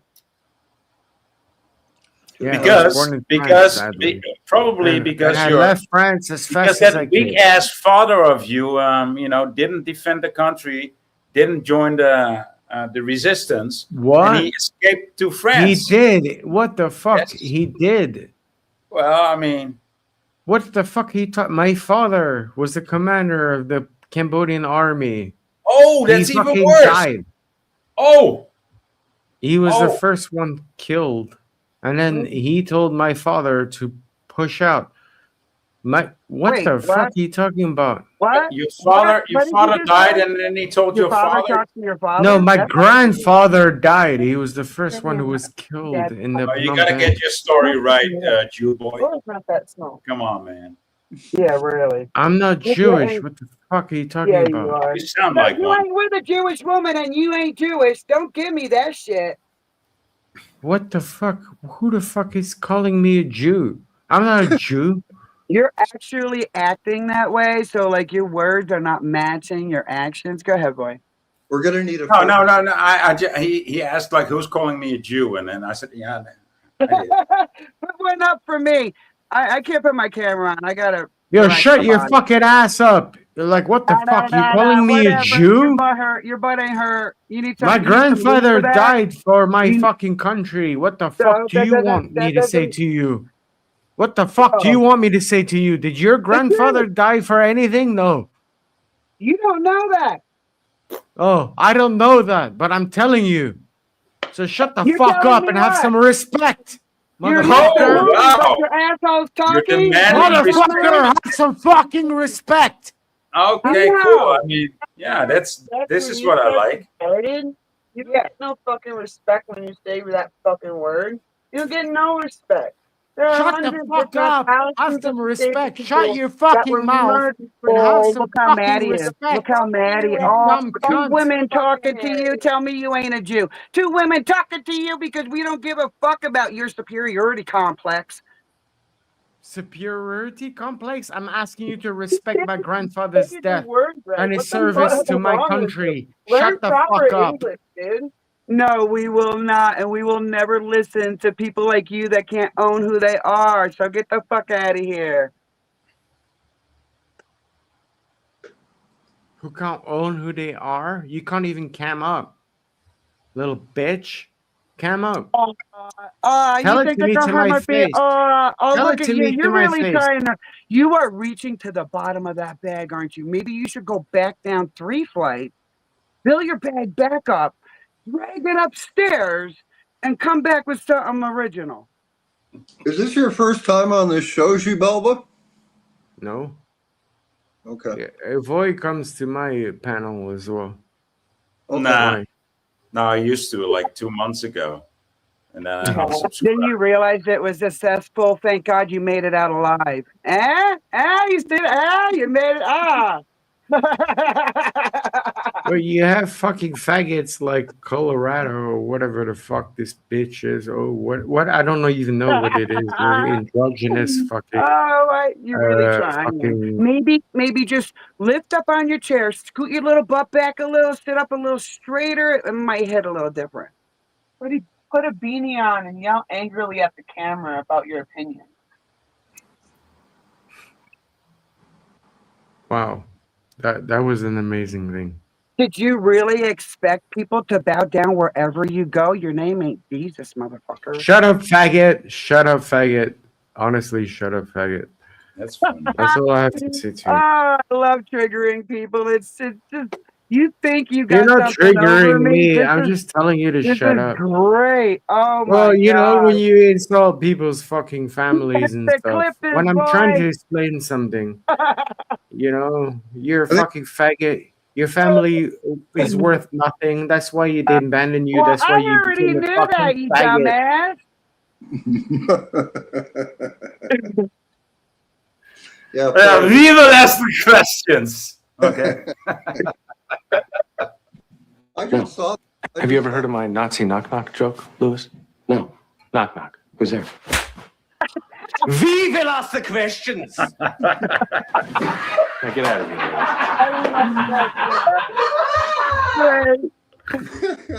Yeah. That was perfect. Perfectly timed. Oh man. Yeah. So, we all know who we deal with. And the only point is we're going to continue and the other side's going to falter. because they can't get beyond their own arrogance to survive. So look, if I come up here like next week, and I've got this really nice Dutch, Jewish, Canadian girlfriend, am I going to get treated like this? Maybe. Does she walk down a pier? Oh yes. Oh yes. Being asshole. Yes, I think I should play that for peace. You know, just for the feeling of peace. I think I should. So what's the real name of the person above me? The person called Colorado. Her name is Mary. Mary. Nanya, are you a man or a woman, or are you trans? Foreskin. What? It's a faggot. It's a faggot with. Of course, you're confused, right? So that actually proves our point. Well, but, that makes sense. Yeah, it sure does, don't it? Yeah, doesn't it? Yeah. So you I'm are gonna a play man. some peaceful music, guys. Well, This no longer is good. man. This is good for Jews and You Gentiles. This is good Oh, for that's awesome. everybody. Can feel this. Everybody. Did you get your testicles removed and kept the sack so that you could do like a little fucking hole inside of you, so This guy that like really some likes guy who testicles, was don't he? stupid enough, some fucking nigger is gonna fucking fuck you up You can't your say that. pussy. You can't say that. That's against Yeah. TOS, dude. That's against TOS, dude. Yep. You can't say that.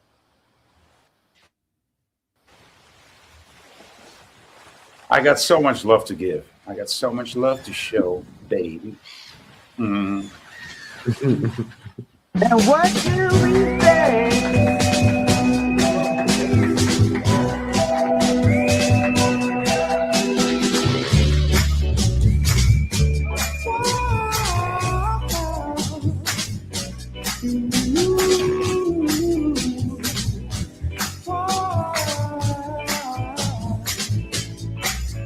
I've got so much love to give. I got so much love to give, baby. Now what do you say? Why don't we spend a while on it? A little bit of this, take your time and let it stew. A little bit of that, take your time and let it brew. Let it slowly simmer before you bring it to the boil. Sprinkle it with sugar, not too heavy on the oil. A touch of me and you, up the heat but not too far. A little twist of ooh and a pinch of ooh la la. A little bit of this, I'm giving you the best of me. A little more of that, I'm cooking up a recipe for love. Standing on the crossroads, I've been waiting to watch you change. Whoa, bending over backwards, I've been hoping we stay the same. Standing on the crossroads, I've been waiting to watch you change. Whoa, bending over backwards, I've been hoping we stay the same. I got so much left to give. I got so much more to give, baby. Now what do you say? Why don't we spend a while on it? A little dose of you, then add what's left of me. A whole lot more of loving, we could start a family. Slowly cool it down, don't let these things go cold. Cause I want you around until the days when we are old. Standing on the crossroads, I've been waiting to watch you change. Whoa, bending over backwards, I've been hoping we stay the same. Standing on the crossroads, I've been waiting to watch you change. Whoa, bending over backwards, I've been hoping we stay the same.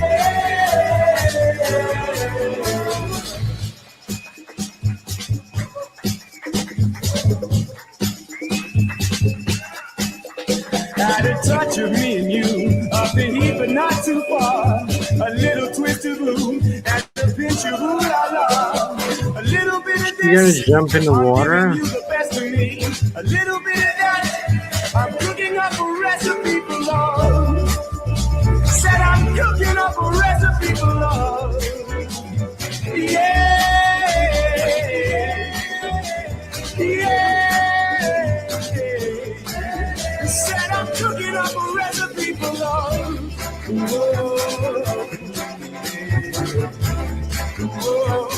got some double thumbs up.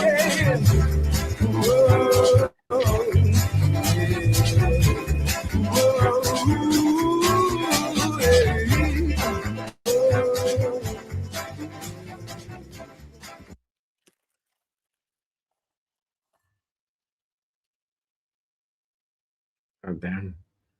I thought she was going to jump in the water. Very nice palate cleanser. Boy, I appreciate that. Do you hear my son? Boy, boy, boy, boy, boy, boy. I want to Right? suggest. Yeah. I want to suggest that we change the subject. I'm thinking puppy dogs or candy floss. I agree. Okay. I said puppy Let's do dogs. better. I Yeah. still want my puppy dogs. Candy floss, then, yeah. I mean, that sounds enticing, but candy floss you just use once, and puppy dogs you can hug and hug and hug day after day. That's a good point, Mary. Well, you could theoretically Yeah, hug candy floss. every day. I heard a buzzing. It was really weird, but go ahead, Lance. You could theoretically hug candy floss every day. You could, but then you would never taste it. Yeah, but you don't lick your dogs. But no, but they can kill rats for me. That's a bigger positive. What if we make a puppy dog out of candy floss? Oh shit, we got some ingenuitive theories over here. I think they can 3D print puppy dog candy floss. Yeah. You could like do candy floss around your dick, dude, and like if you had a hard on, the dog will lick it off. Guys, he's talking from experience. You better listen. Oh shit! Have you seen these robotic dogs that actually look like real life dogs? Yeah, I have. Wow, man, they're very convincing. Wow. It's getting the AI starting to freak me out. Have you looked at AI porn? Oh my god, man! No, I haven't Does it seen. go like this? Hey guys, does it go like this? Clank, clank, clank, clank, clank, clank. No, it's like you can put anybody's face into it. Love me harder. Hopefully not yours. That would be a nightmare. But I'd love to see Lara Logan's face on it. Wow, man. Woo. Wow.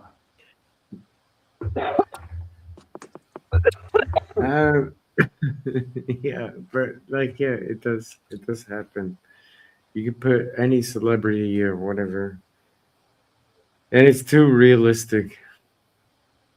Is that why your girlfriend don't live with her? It's okay, you can admit it. Fuck off! My girlfriend's coming back in 2 days. Well, we know why she left, but we don't know why she's coming back. Well, can we? She left because her dad is old and sick. Why are you asking that? Just a joke. You said you were joking. That actually was a joke. Whoa. Well, your joke is funny. I'm sorry. What you got there? What is that? That's some real honey that I got from Danielle. Remember Danielle? Oh yes, look how thick that was. That's gorgeous. That doesn't look good. Yeah, because you can't even read the label. Do you want to read the label? Amber honey. It looks like it was made in the 1800s. Honestly, you show the label again. I mean, you're right. I mean, it looks like it's made in the 1800s. That's why it's so good, right? It looks like the seed of Satan. No. Show me the label. Show us the label again. Daniel Singletary, and so it's made in. When did it expire? Like 200 years ago. Honey Can doesn't you show us the expire. label? Honey doesn't expire. You dipshit. You Okay, can we see? I mean, don't you know this? Show us the label again.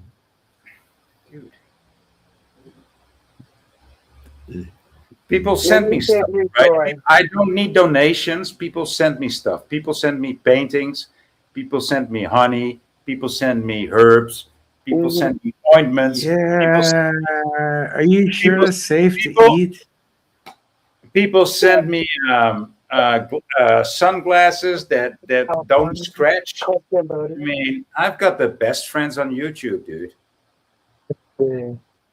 Oh, sorry, I didn't even mention the soap that I got from Super Thankful. Man, come on. Do you want to see the soap that Super Thankful showed? Oh yeah, I'm gonna read. Oh, it went off on me. I was just gonna read The something. honey looks black. I don't know. I don't know. Anything Cultural about honey, but neighborhoods. that looks We like learn about ancient. the weirdest stuff, Lance. Cultural neighborhoods. Cambodia town is Long Beach, California. Spa worthy Cambodia soap. town is Lowell, Massachusetts. Old Little Spice soap. Cambodia is the Bronx, New York. Wild lettuce tincture. I mean, these people sent me stuff that I actually use, man. Come on. I'd like to send you something from Canada, boy. Yeah, please Does do. it begin with L and end with oob? What? By the way, you send me rocks too, right? Yeah, people send me rocks. It starts like by the hey, I'm talking. It starts like 4 and ends with skin. foreskin. Ensure that package, Lance. Forehead. Oh. Forehead. I need one, you know, because mine was cut off. So please send me another one. Yeah. That's the spirit. Yep. Boy. Wait, what's it? Colorado. Do you have an easier name to say other than Colorado? It's such a stupid name to call you. But Mary, Lance, you're a little okay. low. Can you turn your volume up a little? Oh yeah, I'm sorry. It's a computer issue. I can't really. All I can do is get closer. Can you hear me now? I can hear you now. What's up? All right. What's up? Are we talking about foreskin again? I think you were going to send it to Voy, but I think you should share that package. I'll send you some Canadian stamps. How's that? Would you like that, boy? Look at that. All right, I'll be right back. Nah, it's a good thing you asked, but I'd rather get a hat. How about a grinder? A grinder. Would you like a grinder from Canada? Well, if it's copper or inoxidable, yeah, I would like that. Yeah. Hey, I had that exact one. It's titanium, I think. Oh, that's even better. Yeah, because they only sell the wooden ones and the plastic. Yeah, the plastic ones here. Oh, the metal ones break down too. That one. But then again, I've stopped smoking weed altogether, Lance, for the last 3 months. Really? And wow. Yeah. Wow. Yeah. How's that going? Congrats, bro. I stopped for 5-6 months now. Congrats. I use it as medicine. So if I stop, I would send my body into a whole world of hurt. Yeah. I use it for chronic pain. My neck got screwed up in a car accident, and it's literally like, well, alcohol works for the pain, but it always leads to a bad ending. And I tried an opioid when I was in the hospital, and it didn't even touch the neck pain. So all I really have is weed for nerve pain, and it's not miraculous, but it takes it down like 4 or 5. I think that's the better choice to make, right? Yeah. It makes it tolerable when you have everyday pain. And you don't want to get on opioids. And I don't I'm not going to say I don't get high, but it's not. Well, no, you never get the original high from any drug after time. But I don't giggle all night and order pizza. You know, it's just it's like a second state. It's another state where I could function quite well. When you have that type of pain, because we have CBD and THC receptors, when you're actually using it for pain, it doesn't get you high. And I've tried, you know, like I was smoking it recreationally before my body went down. And after I stopped taking any kind of painkiller, because this was permanent now and I had to get used to it, then I'll smoke it away. I mean, I was smoking twice as much as I used to, and I still wasn't getting high because the pain level was so high and I couldn't possibly smoke to get higher than the pain level. Yeah, I can understand that. Yeah. So now we don't. I just smoke like when I feel like zings. I have a plate in my neck. The last time I had a live with you, boy, I got off the live. I didn't feel right. Parts of my body were numb, and it didn't make sense. So from my elbow to my wrist, and then after half an hour, from my knees to my ankles. So I called my doctor. He's like, "Jesus, come in," because they know I have structure in my neck. And the way the hospital was saying it, like, well, we have to make sure the structure didn't move because if it pierces your spinal column, which would create this kind of thing and gets infected, and boy, they just went down. I had to take a 2-hour ambulance ride to go get an MRI from head to waist to make sure nothing happened. And I did not have used marijuana at that point for hours and hours. Well, by the time they had me laying down for this test, my whole body was zinging. And by zinging, like it not like you're holding your breath but more like a lightning almost is what it felt like. Yeah, But I not felt that. in just one spot because it's from my neck.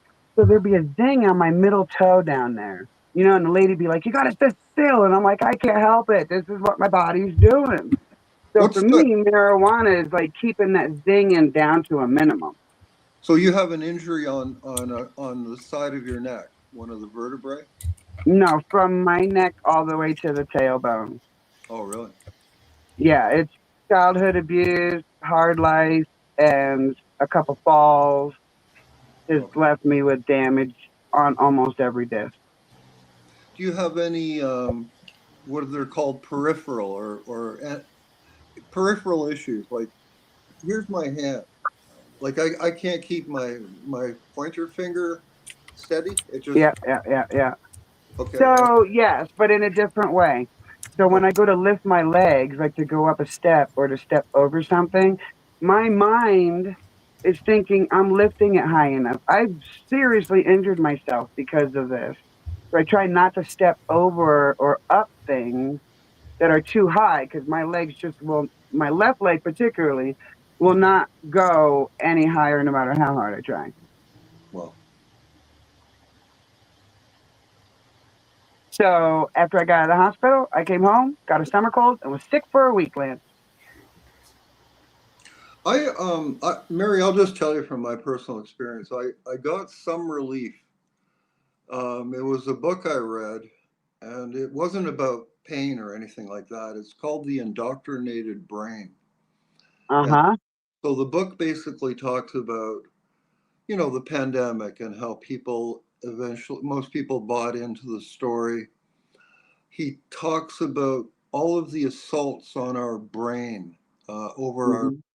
so from food, water, air, plastics, drugs, it's endless. Like we're living in a sea of toxic chemicals.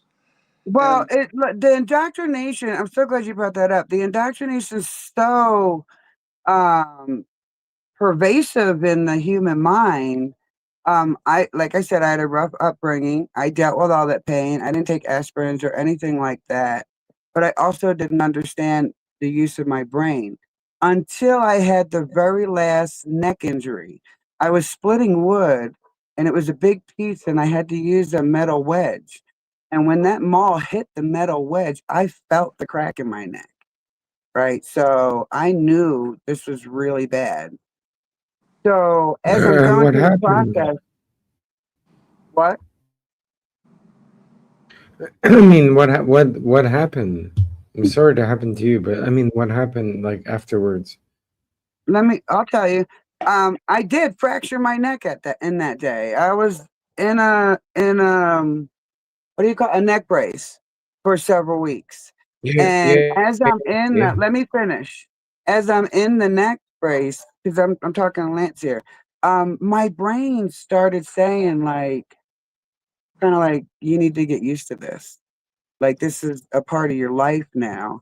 And the doctors are trying to ply me with different painkillers. And in a moment, it just clicked. If I take one, I'm going to be taking them for the rest of my life. But if I get used to this pain and kind of retrain my brain to deal with it, I'm not taking any that isn't absolutely necessary. That was 10 years ago when I had my neck surgery, 11 years ago since the injury. And I don't take opioids for the neck or back issue. I've adjusted my life and how I use my body, and I live with it, and I'm not an addict of society because all those thoughts, like, it's a momentary decision, and I wish I could get people to understand. It is a momentary decision to give in to the way you're feeling or temptation, stand strong to the way you're feeling and temptation. It is a momentary decision that can sometimes last the rest of your life, and I can gladly say that I do not take opioid or any kind of painkillers. I just live with what I live with. And I've told the doctors as such, because they like pain management here in the United States. And I said, no, thank you for your pain management. I'll do that myself.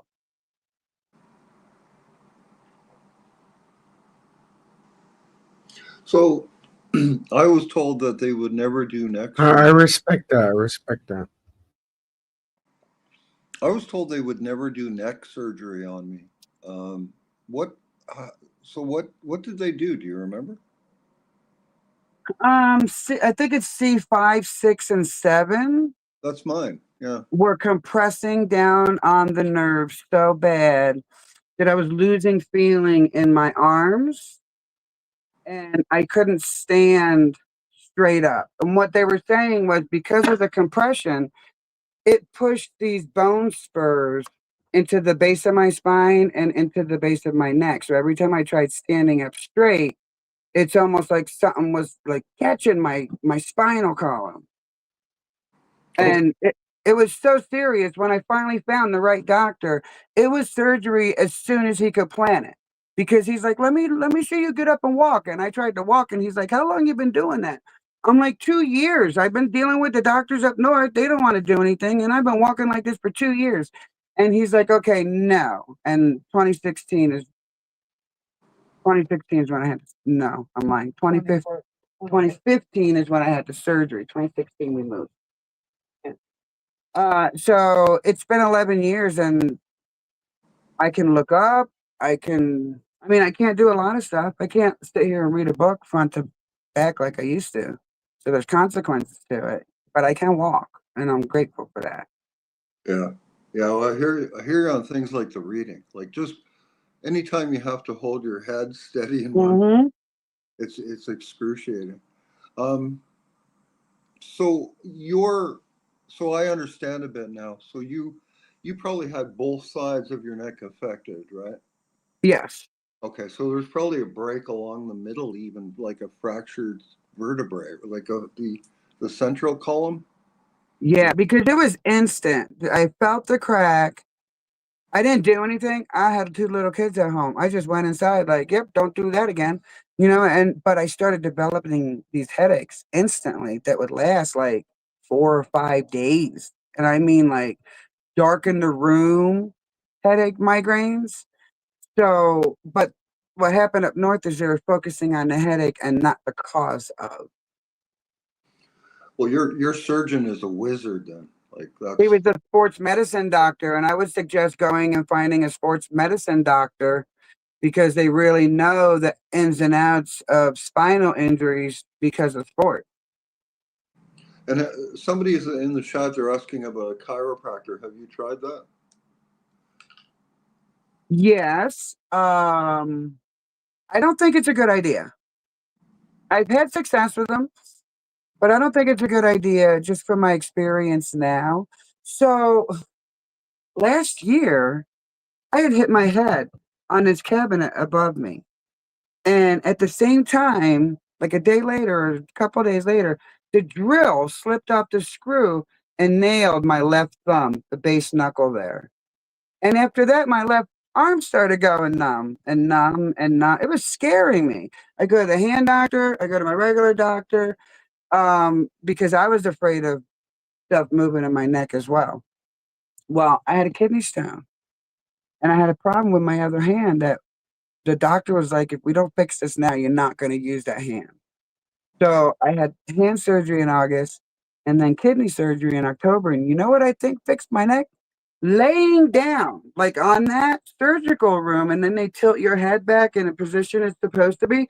My hand has not gone numb since then. And my hand doctor was like, well, if it happens again, you know, we're going to do something about it. And all I'm thinking is if it happens again, I'm going to lay on the floor. I'm going to tilt my head back. You know, I'm going to relax my body and let everything get back in line. Because I think that's what happens is our back gets out of line and pinches these nerves. Thanks. I'm going to try that. Can you walk properly? Like, can you walk like 5,000? Not on concrete. I cannot walk like I used to. I should not walk on concrete or stand on concrete. Anything like even my hilltop is rock, which is why I'm making a porch so I can go somewhere and walk where there's a little give in the ground because concrete is very impacting on your spine.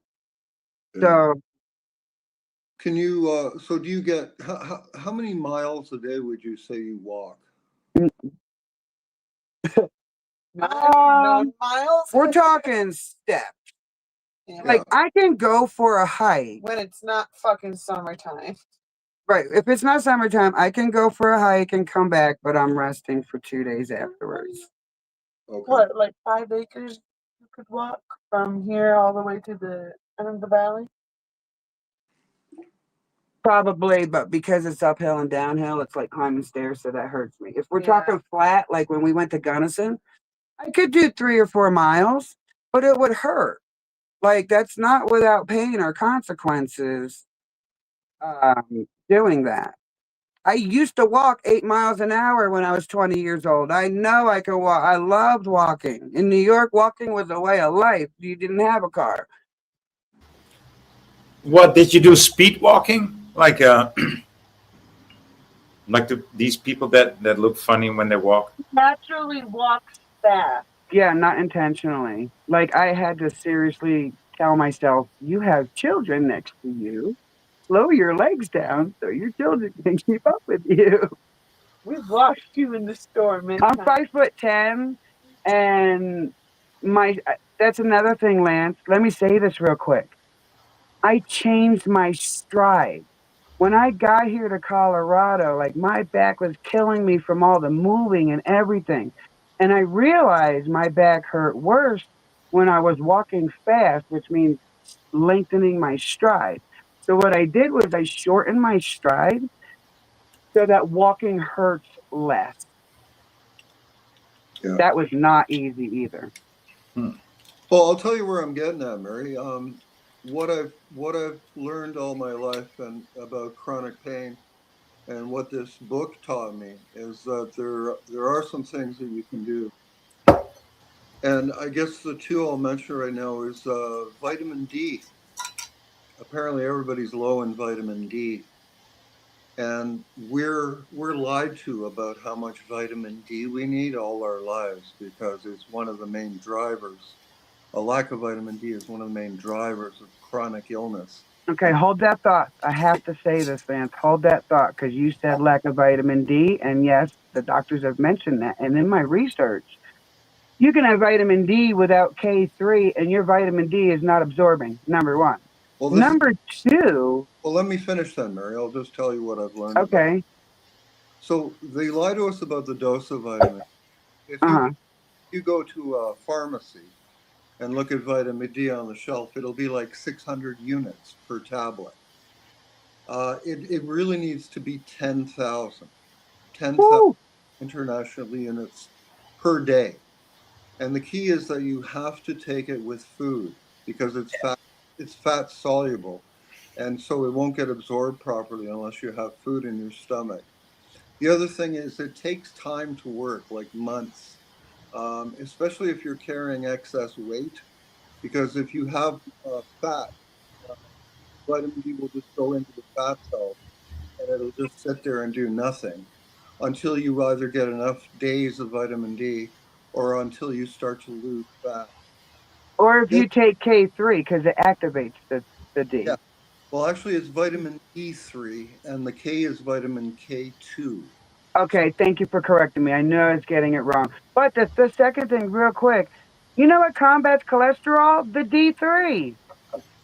Well, it So does. without it being activated and it's just sitting in our fat cells, we're carrying around the medicine with us and we don't even know it.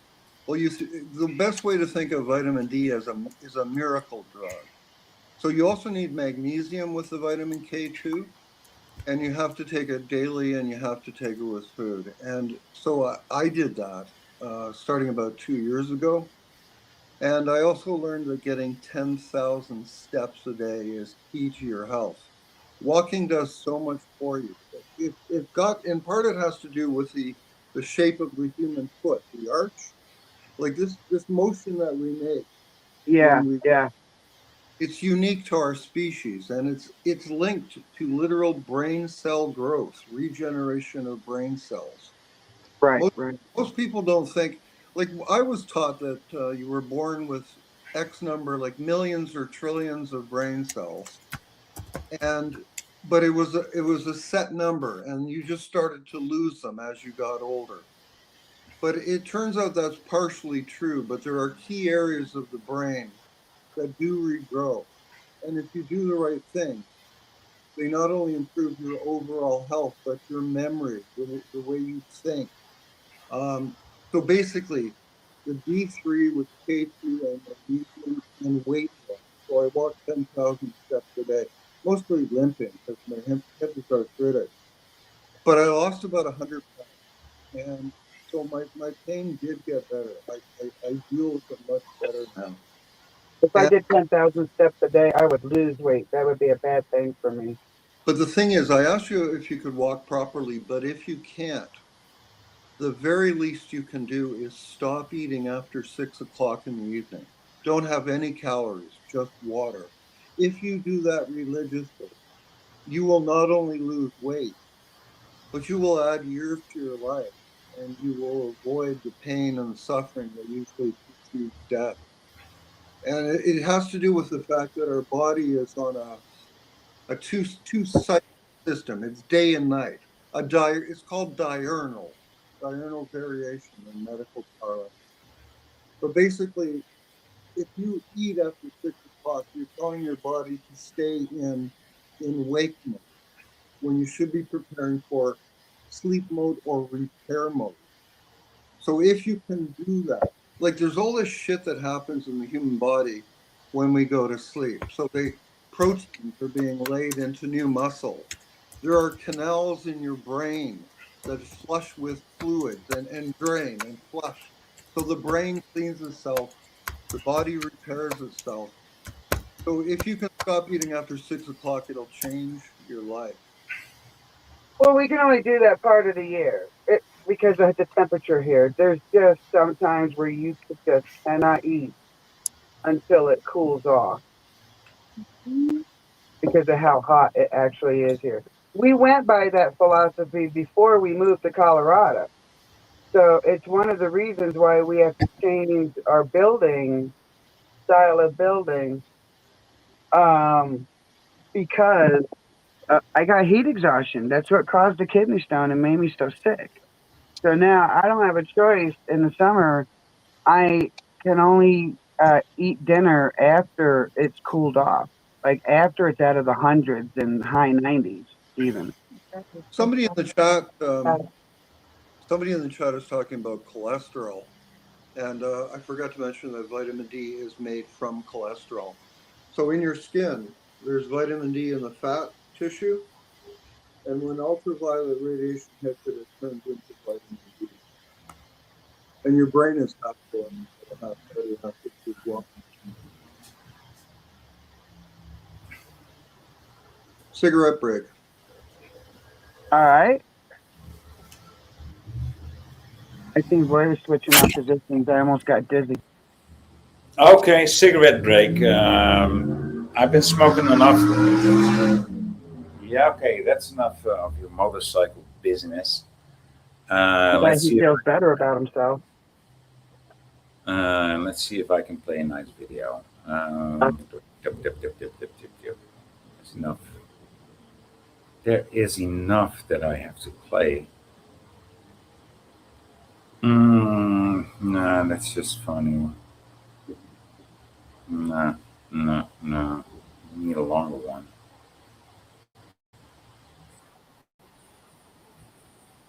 No, this one is too serious. Let's see how this one is. No, that's even worse.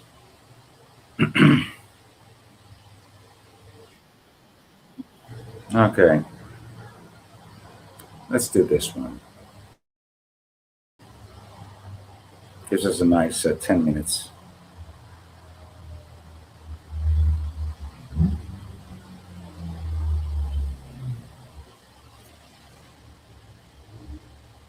Third world criminals who are flooding into Europe illegally by pretending to be refugees. You can watch it on the smartphones that you all seem to have with you.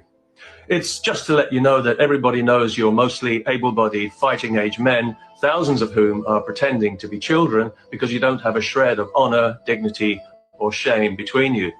We know that you are not, in fact, refugees at all, but illegal invaders, opportunists, and predators, and that your disgusting behavior is making things much worse for genuine refugees who are not nearly as welcome here anymore, thanks to you. We also know that the American people dodged a bullet recently when they had the good sense to elect a president who will keep you and barbarians like you out of their country. However, having said all that, you won't get any trouble from us here in Europe. You see, we're multicultural. We're afraid to breathe too hard in case it makes us racist. So you can come here and crap all over our values and laugh at us, and we won't say a word. We're so self-consciously, decadently progressive that we've chosen to pretend that all cultures are equal, even backward, uncivilized ones like yours that don't even deserve to share the same planet. We're ashamed of our culture because it's so embarrassingly superior, and we think it needs taking down a peg or two for the sake of equality. And we're hoping that you primitive throwbacks will help us to do that by bringing with you the ugliest aspects of your ugly culture to drag us all down to your level. Well, it's not as if we haven't been there before, about 1,000 years ago. So, for example, if you arrive in Europe married to a child, Denmark and Germany are cool with that. There are now more than 1,000 Muslim men in Germany who are married to children. Isn't that progressive? And recently a court in Denmark ruled that Muslim migrants who are married to children should be allowed to stay together in case it infringes their, you've guessed it, human rights, a term that's been dragged through the gutter so many times on behalf of criminal chancellors like you, it's absolutely worthless. Worthless to us, that is, but not to you, because when you commit the crimes that we all know you're going to, the bogus term human rights will be your get out of deportation card. Not only that, if you sexually assault or rape a woman, again, as we know you're going to, our progressive politicians will try their best to make it her fault, as the female mayor of Cologne tried to do after the notorious New Year's Eve mass assault. If you rape a female No Borders activist, her colleagues will pressure her to keep it quiet in case it gives people the wrong idea about violent third world savages like you. And if you find yourself in Austria raping a 10-year-old boy in a swimming pool, relax, your conviction will be overturned on appeal because the judges believe that you might not have known that a 10-year-old boy didn't want to be raped. Yes, our judges in Europe are very progressive. In other words, they're on your side. The police and media, too, will conspire to keep your depravity hidden from the general population until it hits them squarely in the face, as it does now frequently in wide-open Sweden, the rape capital of Europe, thanks to you.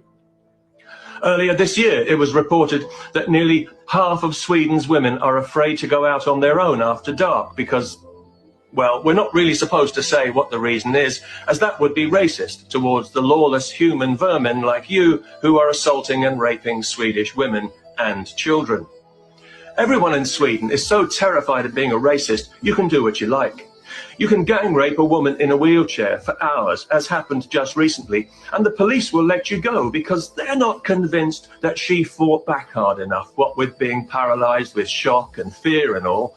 And then when local people get angry about this, leftists and feminists will organize a demonstration against their racism. You can't lose. If you're wanted for a crime in Sweden, which no doubt you will be, nobody will be able to identify you. The police don't like to issue a description of wanted criminals because it will almost always be somebody who looks like you, and that would paint a truthful picture of mass third world immigration that the Swedish government doesn't want people to see, because then even the docile Swedes might start to realize just how comprehensively they and their country have been betrayed.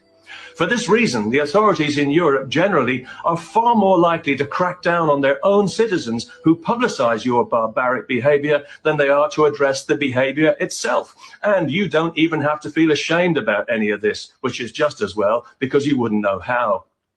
Whatever depths of depravity you sink to, masturbating in front of women and children, defecating in the street or in a public swimming pool, you really are a classy bunch. You'll never be held to account for it. Somehow we will always contrive to make it our fault. You can even sue the German government if they don't move quickly enough to give you all that free money you came here for. We all know you're unlikely to work for a living because you're so damned ignorant you're unemployable. But we welcome that difference in Europe today. We celebrate diversity. So if you're coming here to Britain, here's a handy multicultural tip. Make sure you bring as many wives as you can. They can all collect benefit. Might as well claim what's wrongfully yours. Although I should point out that if you're coming here from Pakistan because you've heard from your cousins about the rich pickings to be had gang raping English children, you should know that the English police have finally been shamed into addressing this problem against their will. So there is a chance that you will be arrested and end up in prison. But don't worry, you'll find so many like-minded perverts in there with you.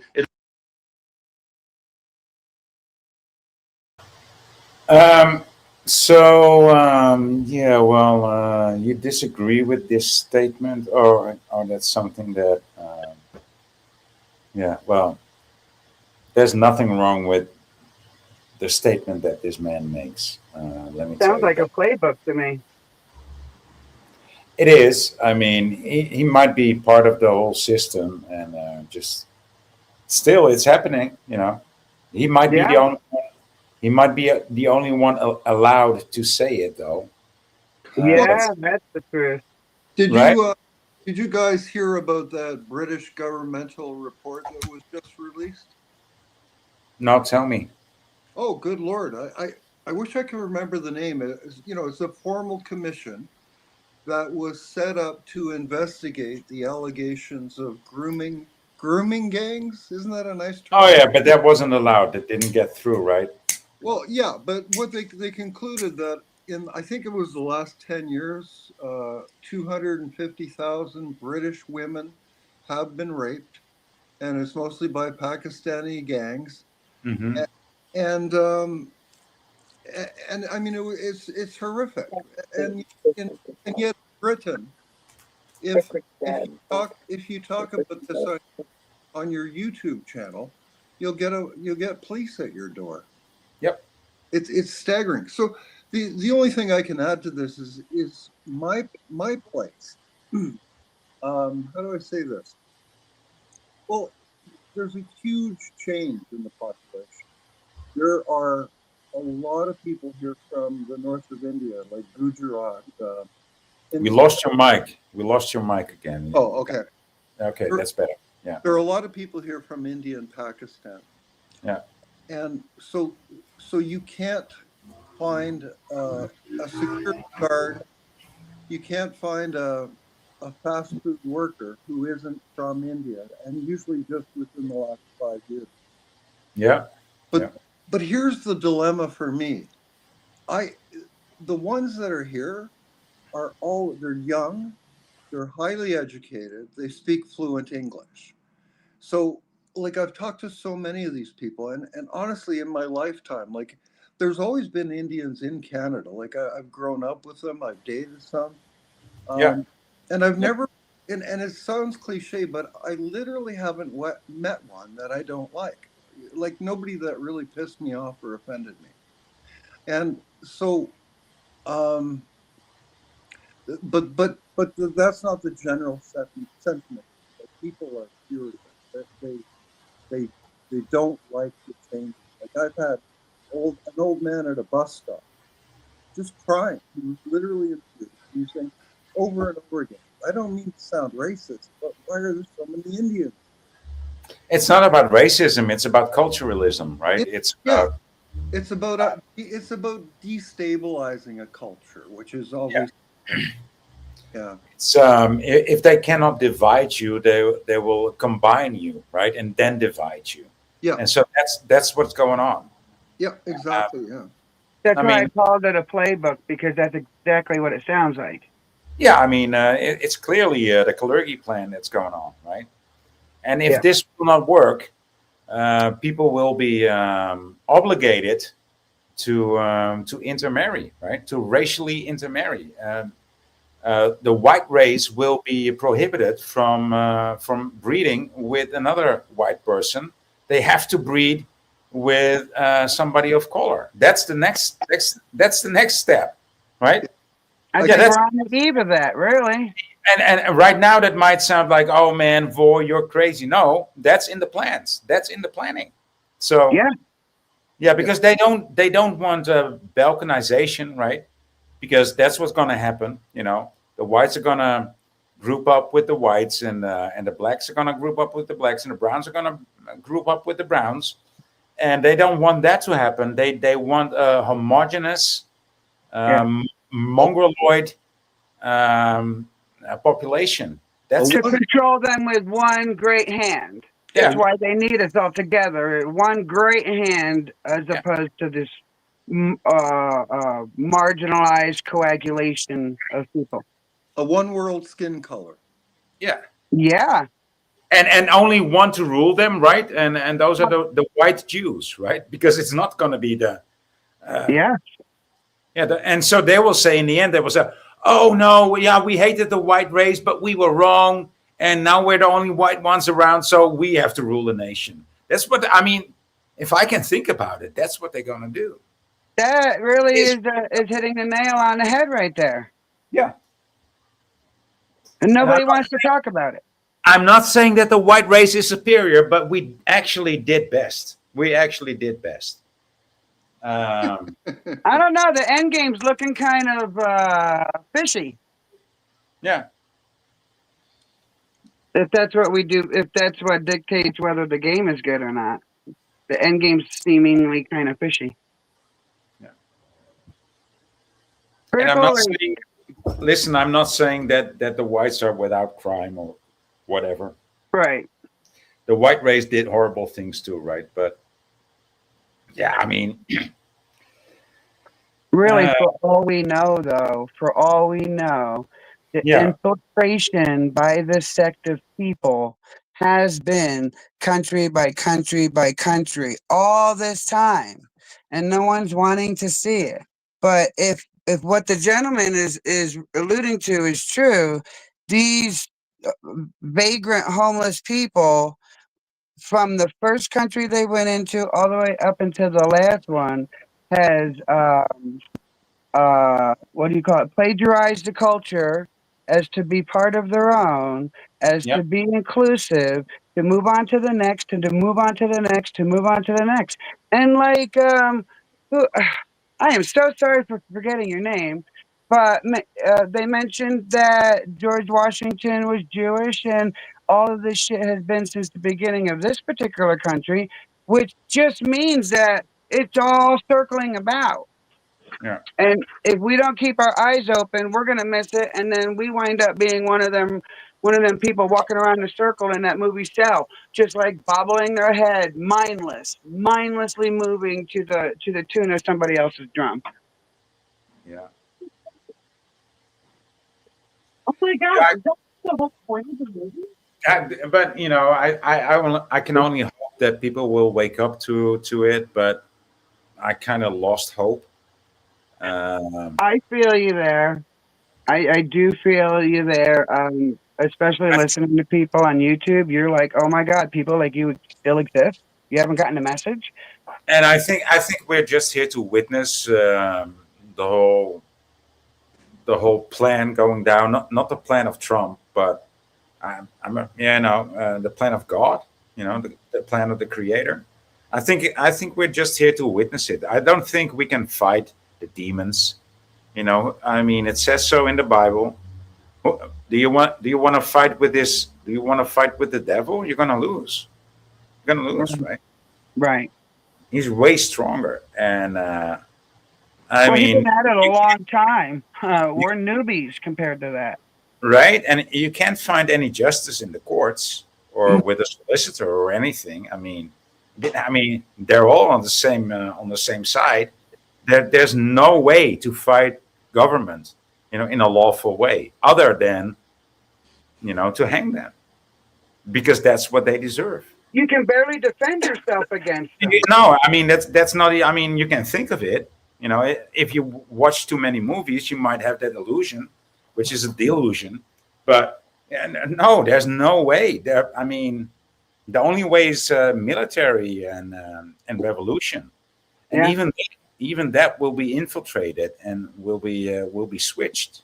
I think that has already happened, that part. I think they have already been infiltrated, and most people who've been infiltrated don't know they're being infiltrated. So if we're in the midst of that, it's only going to get more interesting from here because it's getting faster. We Yep. were all raised in this moseying on, 70s, 80s, part of the 90s, and we still think we're moseying on. No, somebody's hit the gas pedal. Yeah. Well, I'll just finish up with my town. So in addition to this influx of immigration, we have the highest crime rate we've ever seen here. Yeah.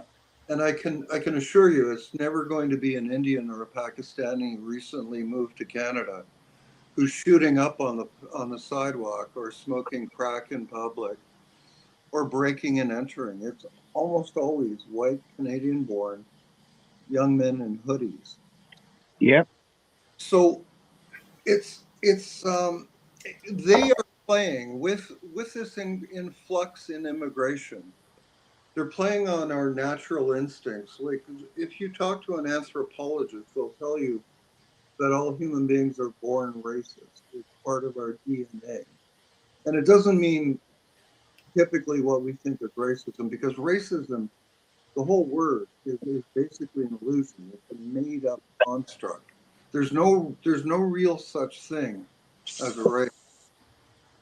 So but we are wired. So for example, we are wired to be the kindest species on earth. We do extraordinary things for other people. But when it comes to people who look differently or talk differently from us, we tend to get suspicious. We tend to get worked up. We tend to get angry if there's too many people like that coming at us. Yeah. That's part of the indoctrination. Only that part has really got centuries and centuries under its belt of the belief that because our skin colors don't match, it means one is evil and dark and represents all things bad, and one is saintly and so white as to be without blemish. When you separate in such a harsh way for centuries and centuries, it's going to take centuries and centuries to get out of that kind of thinking. Well, Mary, it's not. You don't even know. What is it? You broke up a little, boy. I didn't get that. Oh, it's something else that started. Okay. Okay, so I don't think it's that simple, Mary. I think you grew up in New York, right? I did. Yeah. Why? So Tell me. it's different in the city, right? Because everybody melts into the city and the vibe of the city. Well, I If- thought they did, but as I grew older and opened my eyes, that's an illusion. The melting pot in New York and how open they are is quite an illusion. Yeah, I mean they all end up in ghettos or in separate sections, right? Not even calling it a ghetto, but in separate sections. Hispanics will want to live with Hispanics, blacks will want to live with blacks, and everything in between. I mean, even the mixed race people will live with the mixed race people because they don't belong to the blacks, they don't belong to the whites, they don't belong to the Hispanics. So even they will find their own tune, right? and their own section in the city. I mean, I lived in South Africa, right, during apartheid. And people might say, like, wow, apartheid, that's a bad thing. But yeah, I thought so too. But I mean, look at the country now. Look at the country now. Look at what happened to Rhodesia when it was called Zimbabwe. And listen, this is not about white superiority, but it's about some. I mean, if you think that we're all the same, we're not. And some of the most of the black, no, not most of the black people, but some of the black people are crying for whitey to come back, because the countries are in shambles. Talking about South Africa and Rhodesia or Zimbabwe, however you want to call it. And they know what's wrong and what's right. How is it that these black people, when they take over, they fuck up? What is up with that? Well, That's they're trying to use a system that wasn't made for them. That's why. yeah. So some are builders, some are destroyers, right? Yeah. I think all races have that type of people within them. Yeah. Well, see, I have a bit of a problem here because when I was young, I was taught that there were 3 races. Is that what you were taught, boy? It says so in the Bible, right? Ham, Set, and Yahweh, right? Okay, I didn't know that. So that's basically black, white, and yellow. Yeah, that's what I was led to believe. Yeah. Yeah. Okay. Yeah. Well, in terms of anthropology, then, not Bible, but so-called science of the people who study humans. Like this is what they told me. That there was Caucasoid, so Caucasians are white, and I think the term the oid means of or related to. So like opioid means of or related to opium. Caucasoid means of or related to the Caucasian mountains. I think that's what it was. Caucasoid Mountains, yeah. And then there was Negroid. Yep. Yeah. So Negroid was of or related to Negro is black, I believe in Greek. And then there was Asiatic. That's the term we were taught. Asiatic. Yeah. Yes. So then as you learn more things about it. So for example, here it's mostly Indians that are being brought into the community and the province. But they're Caucasoid. They're Caucasians. Yeah. They're the same race as us. Yep. So it doesn't take much to set a population off. Let's say maybe that's not a good example. Maybe Void. Let's say you wake up tomorrow morning and like 70% of the people are ginger. They've got red hair, blue eyes, and they talk with a Canadian accent. You wouldn't be comfortable. You'd be prone to be. You'd want to throw them out, right? Yeah, you'd want to kill me. No. Yeah. Come on. They might make fun of your accent first, eh? Admit it, eh? No, but it's indeed it's more of a cultural thing than a racial thing. Don't be a hoser, eh? Yeah, well, that's the thing. Like, I've come to understand that race is meaningless, but culture is everything. Yeah. Well, it's the first thing that invaders really go after. So, and that's what I began to understand, that if you want to understand the culture, you have to go before the invasion, because it's been manipulated by the time we, years and years later, have come to understand it. Don't be a hoser, eh? Eh? Have you heard the term hoser, boy? No, I don't know what it means. No. Oh, here. Do you mind if I share a clip with you then? Yeah. Just 1 second. You wasn't even ready. See that? Did you watch Saturday Night Live when you were young? No, man. I'm from the Netherlands, dude. I might have caught it like once or twice, but it wasn't a thing for me. Hot Boxing said she watched it. No, I watch it all the time, all the seasons. Oh, I guess she watches it. Okay, well, there, Saturday Night Live was a huge television hit. It was a staple. I know. Yeah, I know about it. Yeah. I'm from New York and didn't watch it. Oh, really? Eh? We had Saturday Night Live parties. We would get together on Saturday. Oh my God. I guess that's a common thing you missed out on, Mom. What are you gonna share? Share it in private chat. Okay. No, I was busy working and having a kid. I didn't stay up that time.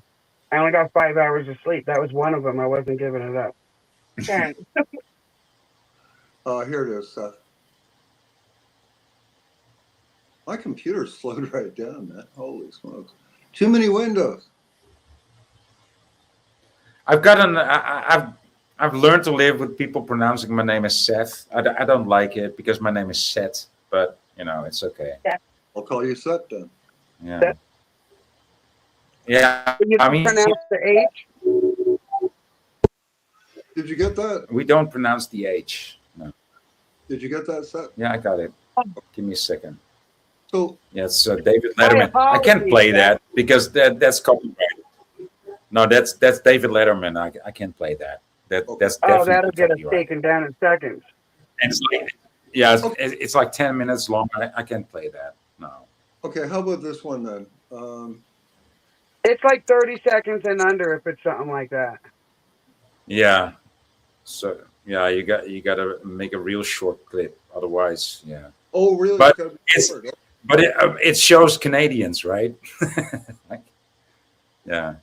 Yeah. Okay. It's a spoof about Canadians, I guess. Okay, how about this one then? Oh, and it's done by two Jews. What do you know? Yeah. Well, I'm surprised. Yeah. Oh, what a surprise there, huh? Yeah. Dave Thomas and Rick Moranis. Yeah. No, those are definitely Jews. Absolutely. Yep. Yep. Yeah. Yeah. So, but I mean, yeah, I can't play that. No. Okay, no problem. So anyway, Saturday Night Live, it was a comedy special, but the thing most people don't realize, it was mostly Canadians on the cast. And a lot of these people came from a television show in Canada called Second City Television. Okay. So it was a weekly comedy show. It was a huge hit in Canada. It just never made any traction anywhere else. But so like people like John Candy, Rick Moranis, Eugene Levy. Norm Macdonald. Norm Macdonald. Well, actually, no. Norm didn't go on Second City, no. Okay. Martin Short. Catherine O'Hara. So a lot of these people and other Canadians ended up on Saturday Night Live. But there was one skit by Rick Moranis and Dave Thomas called The Great White North. And they would have these average Canadians. So they'd be dressed in winter jackets, the toques. They'd have earmuffs. They'd be drinking Canadian beer on television. Yeah. And they just sit around and have a talk. Like, how's it going, eh? G'day, eh? Like, yeah, just fast forward a bit. It'll show you them. And this is just them schlepping there. And that's the skit, basically, that they did. So they talked about beer, back bacon. They called ignorant Canadians hosers. You're a hoser, eh? G'day, eh? Get out of here, eh? Okay, so that's what a hoser is. Okay. Yeah, that was a really fucking long definition of a hoser, wasn't it? Yeah, but look at this Jew face. I mean, fucking can't even look at it, man. Godverdamme. You know, I never even thought. Let me just check out Wikipedia. Actually coughs it up right away. Rick Moranis. That I don't have to look that up. I mean, just look at the face. That's an absolute Jew, man. Come on. It's like you don't have to look that up. It could just be an ugly Italian, though. No. That's absolutely a Jew. And this is one that looks a little bit less Jewish, but he's probably one too. Yeah. No, but it's probably more than that. They're probably both transgender as well. Even. I mean, what's the difference? Transgender, gay, or Jewish? I mean, where lies the? I mean, that's a very thin line, man. Okay, so here it is. Early life. Moranis was born on April 18th, 1953 in Toronto, Ontario, to a Jewish family. Oh, see, I didn't even look it up. I can just see it by the face. And now the other guy? Oh, and no, but hang on. He attended elementary school with Geddy Lee, frontman of the rock band Rush. Geddy Lee. Wow. Okay, then Dave Thomas, I think was his name. I'm not sure. You know better, I guess. We just had their names in on screen, but I don't remember it. Dave Thomas, comedian. There's a lot of Dave Thomases, man. Yeah, I guess so. It's a very common name. Oh.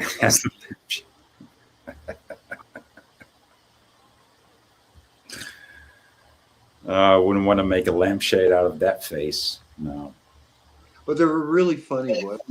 If you can, here's just a little clip you might want to play.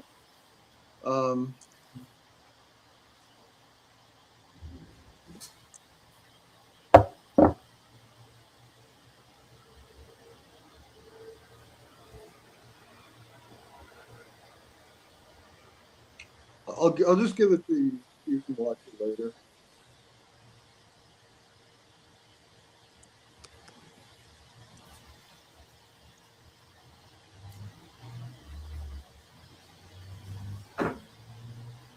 But I think I'm beginning to think you're right. I'm beginning to think they might all be of a certain religious persuasion. Yeah. I'm usually quite quick to judge, and sometimes I'm wrong. Well, I do know, like I've seen documentaries where people go, they go through Hollywood. So they'll show you that just by Wikipedia alone, that 75%, I think it was, of actors are Jewish. And then they go higher up the ladder. Yeah. They go to like production companies. They go to like the heads of movie studios, the heads of television networks, and it's literally. Oh man, it's I'm just. Yeah, I mean, I'm just looking through this one, and just look at this face. You think that's not a Jew? Just look at this ugly fucking face, dude. You think? What do you think? What do you think? I was just thinking about Mr. Downstairs up there. What do you think? She's a white girl? No, that's a fucking Jew, dude. Look at that nose. Just look at that fucking ugly face, man. What is her name again? I don't care. Just look at this. That. Nose tells all. Look at this one. That's Eugene Levy, I think. Yeah, it is. I mean, he looks. I mean, the strong eyebrows, the long nose, like the small chin.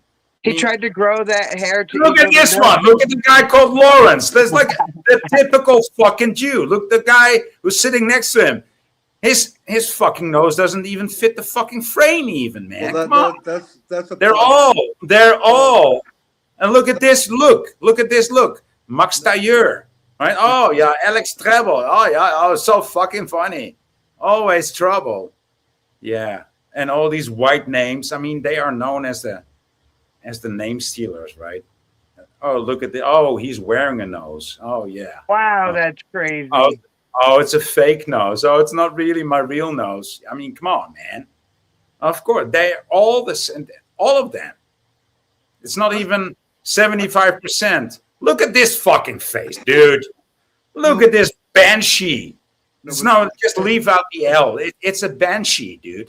You think they figured out back then that they weren't doing a good job hiding it? Jesus Christ. No, the teeth and nose on her are fake, though. As with the fat guy too, right? I mean, well, I don't care. It's a Jew. It's absolutely a fucking Jew. I just looked up Martin Short. He's the last guy on the right. If you just want to go back, he looks Jewish. Check him out. Martin Short of Lawrence. Yeah. Lawrence. Yeah, I mean, and that's what I said. He's like the most typical Jew of all.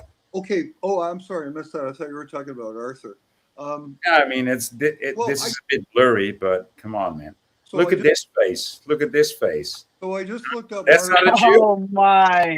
Oh yeah, he's so fucking funny. Who's that? Wow. Is that Mr. Rogers? Yeah, no, it's Mr. Rogers. Yeah. So I just looked up Martin Short, and apparently his father came from where my father came from, Northern Ireland, and he was raised Catholic. Yeah. I don't care if they look at you, they are a Jew to me. You know, when they're on television. Come on, man. Well, let's do John Candy because I actually met John Candy. Hang on a second. Look at this face. I mean, if that's not a Jew, I don't care, man. I mean, that's a Jew. That's a fucking Jew. Oh, John Candy. He was born in Newmarket, Ontario, right next to where the guy from Cambodia was talking about his wife or his girlfriend. So he was. I call him Mr. Downstairs. Say what? Yeah, Mr. Downstairs. So John Candy was born in Newmarket. His grandparents were English immigrants who moved to Canada in 1913 while his mother had Polish and Ukrainian ancestry. He was raised Catholic, blah, blah, blah. Okay. Yeah. Yeah, he might be the odd one. He does actually look a bit like the odd one, right? So he's the white guy, but he's fat, right? The white guy proven all the others are white too. Well, Yeah.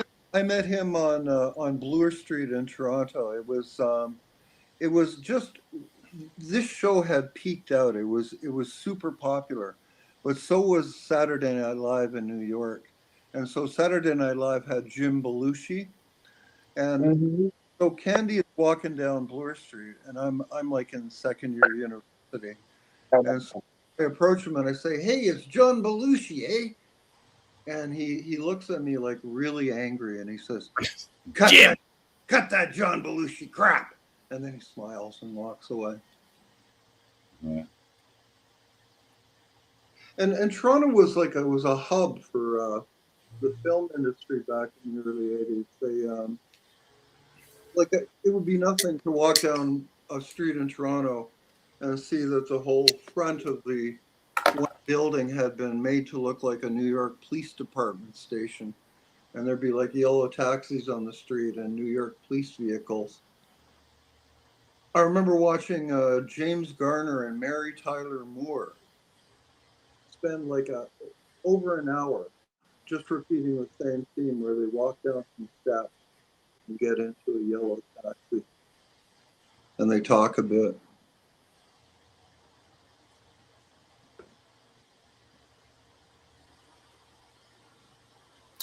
Yeah, hey, but guys, I'm gonna end the stream. You can stay on panel though, but I need to save some hours for the rest of the month because I'm doing the cheap. Yeah, no, I understand that. I hear that too. So I want to thank everybody for being here. Who is here actually? Miriam, Joshua, Jack's Dreaming, Graham, Lizzo, Marlena, met de lange benen, Regina, she's been here all the time, Zeus Scott, Dana, super thankful. Marlene went to school with Rick Moranis. Ah, right, yeah. Interesting. Cool. And so, that's everybody that I can see at this point. Enlightened Dawn, of course. Surrounded by Keith. Stupid. I'm with Stupid. OTW. Jibalba. Dean HD. Tommy Tell the Truth. Ivan the Terrible. Lev Kung Fu. Shaolin. Brenna Mitchell. Charlie Rose. Just JP. Floyd Bingo. Boston Ray, CJDV, Jennifer Flores, Flat Earth Head, Prods, otherwise known as Walt, KC, Dr. Evils, Messamelt, and Slapping the Bass. Come on. Okay. Thank you all for being here. I'm going to end this stream.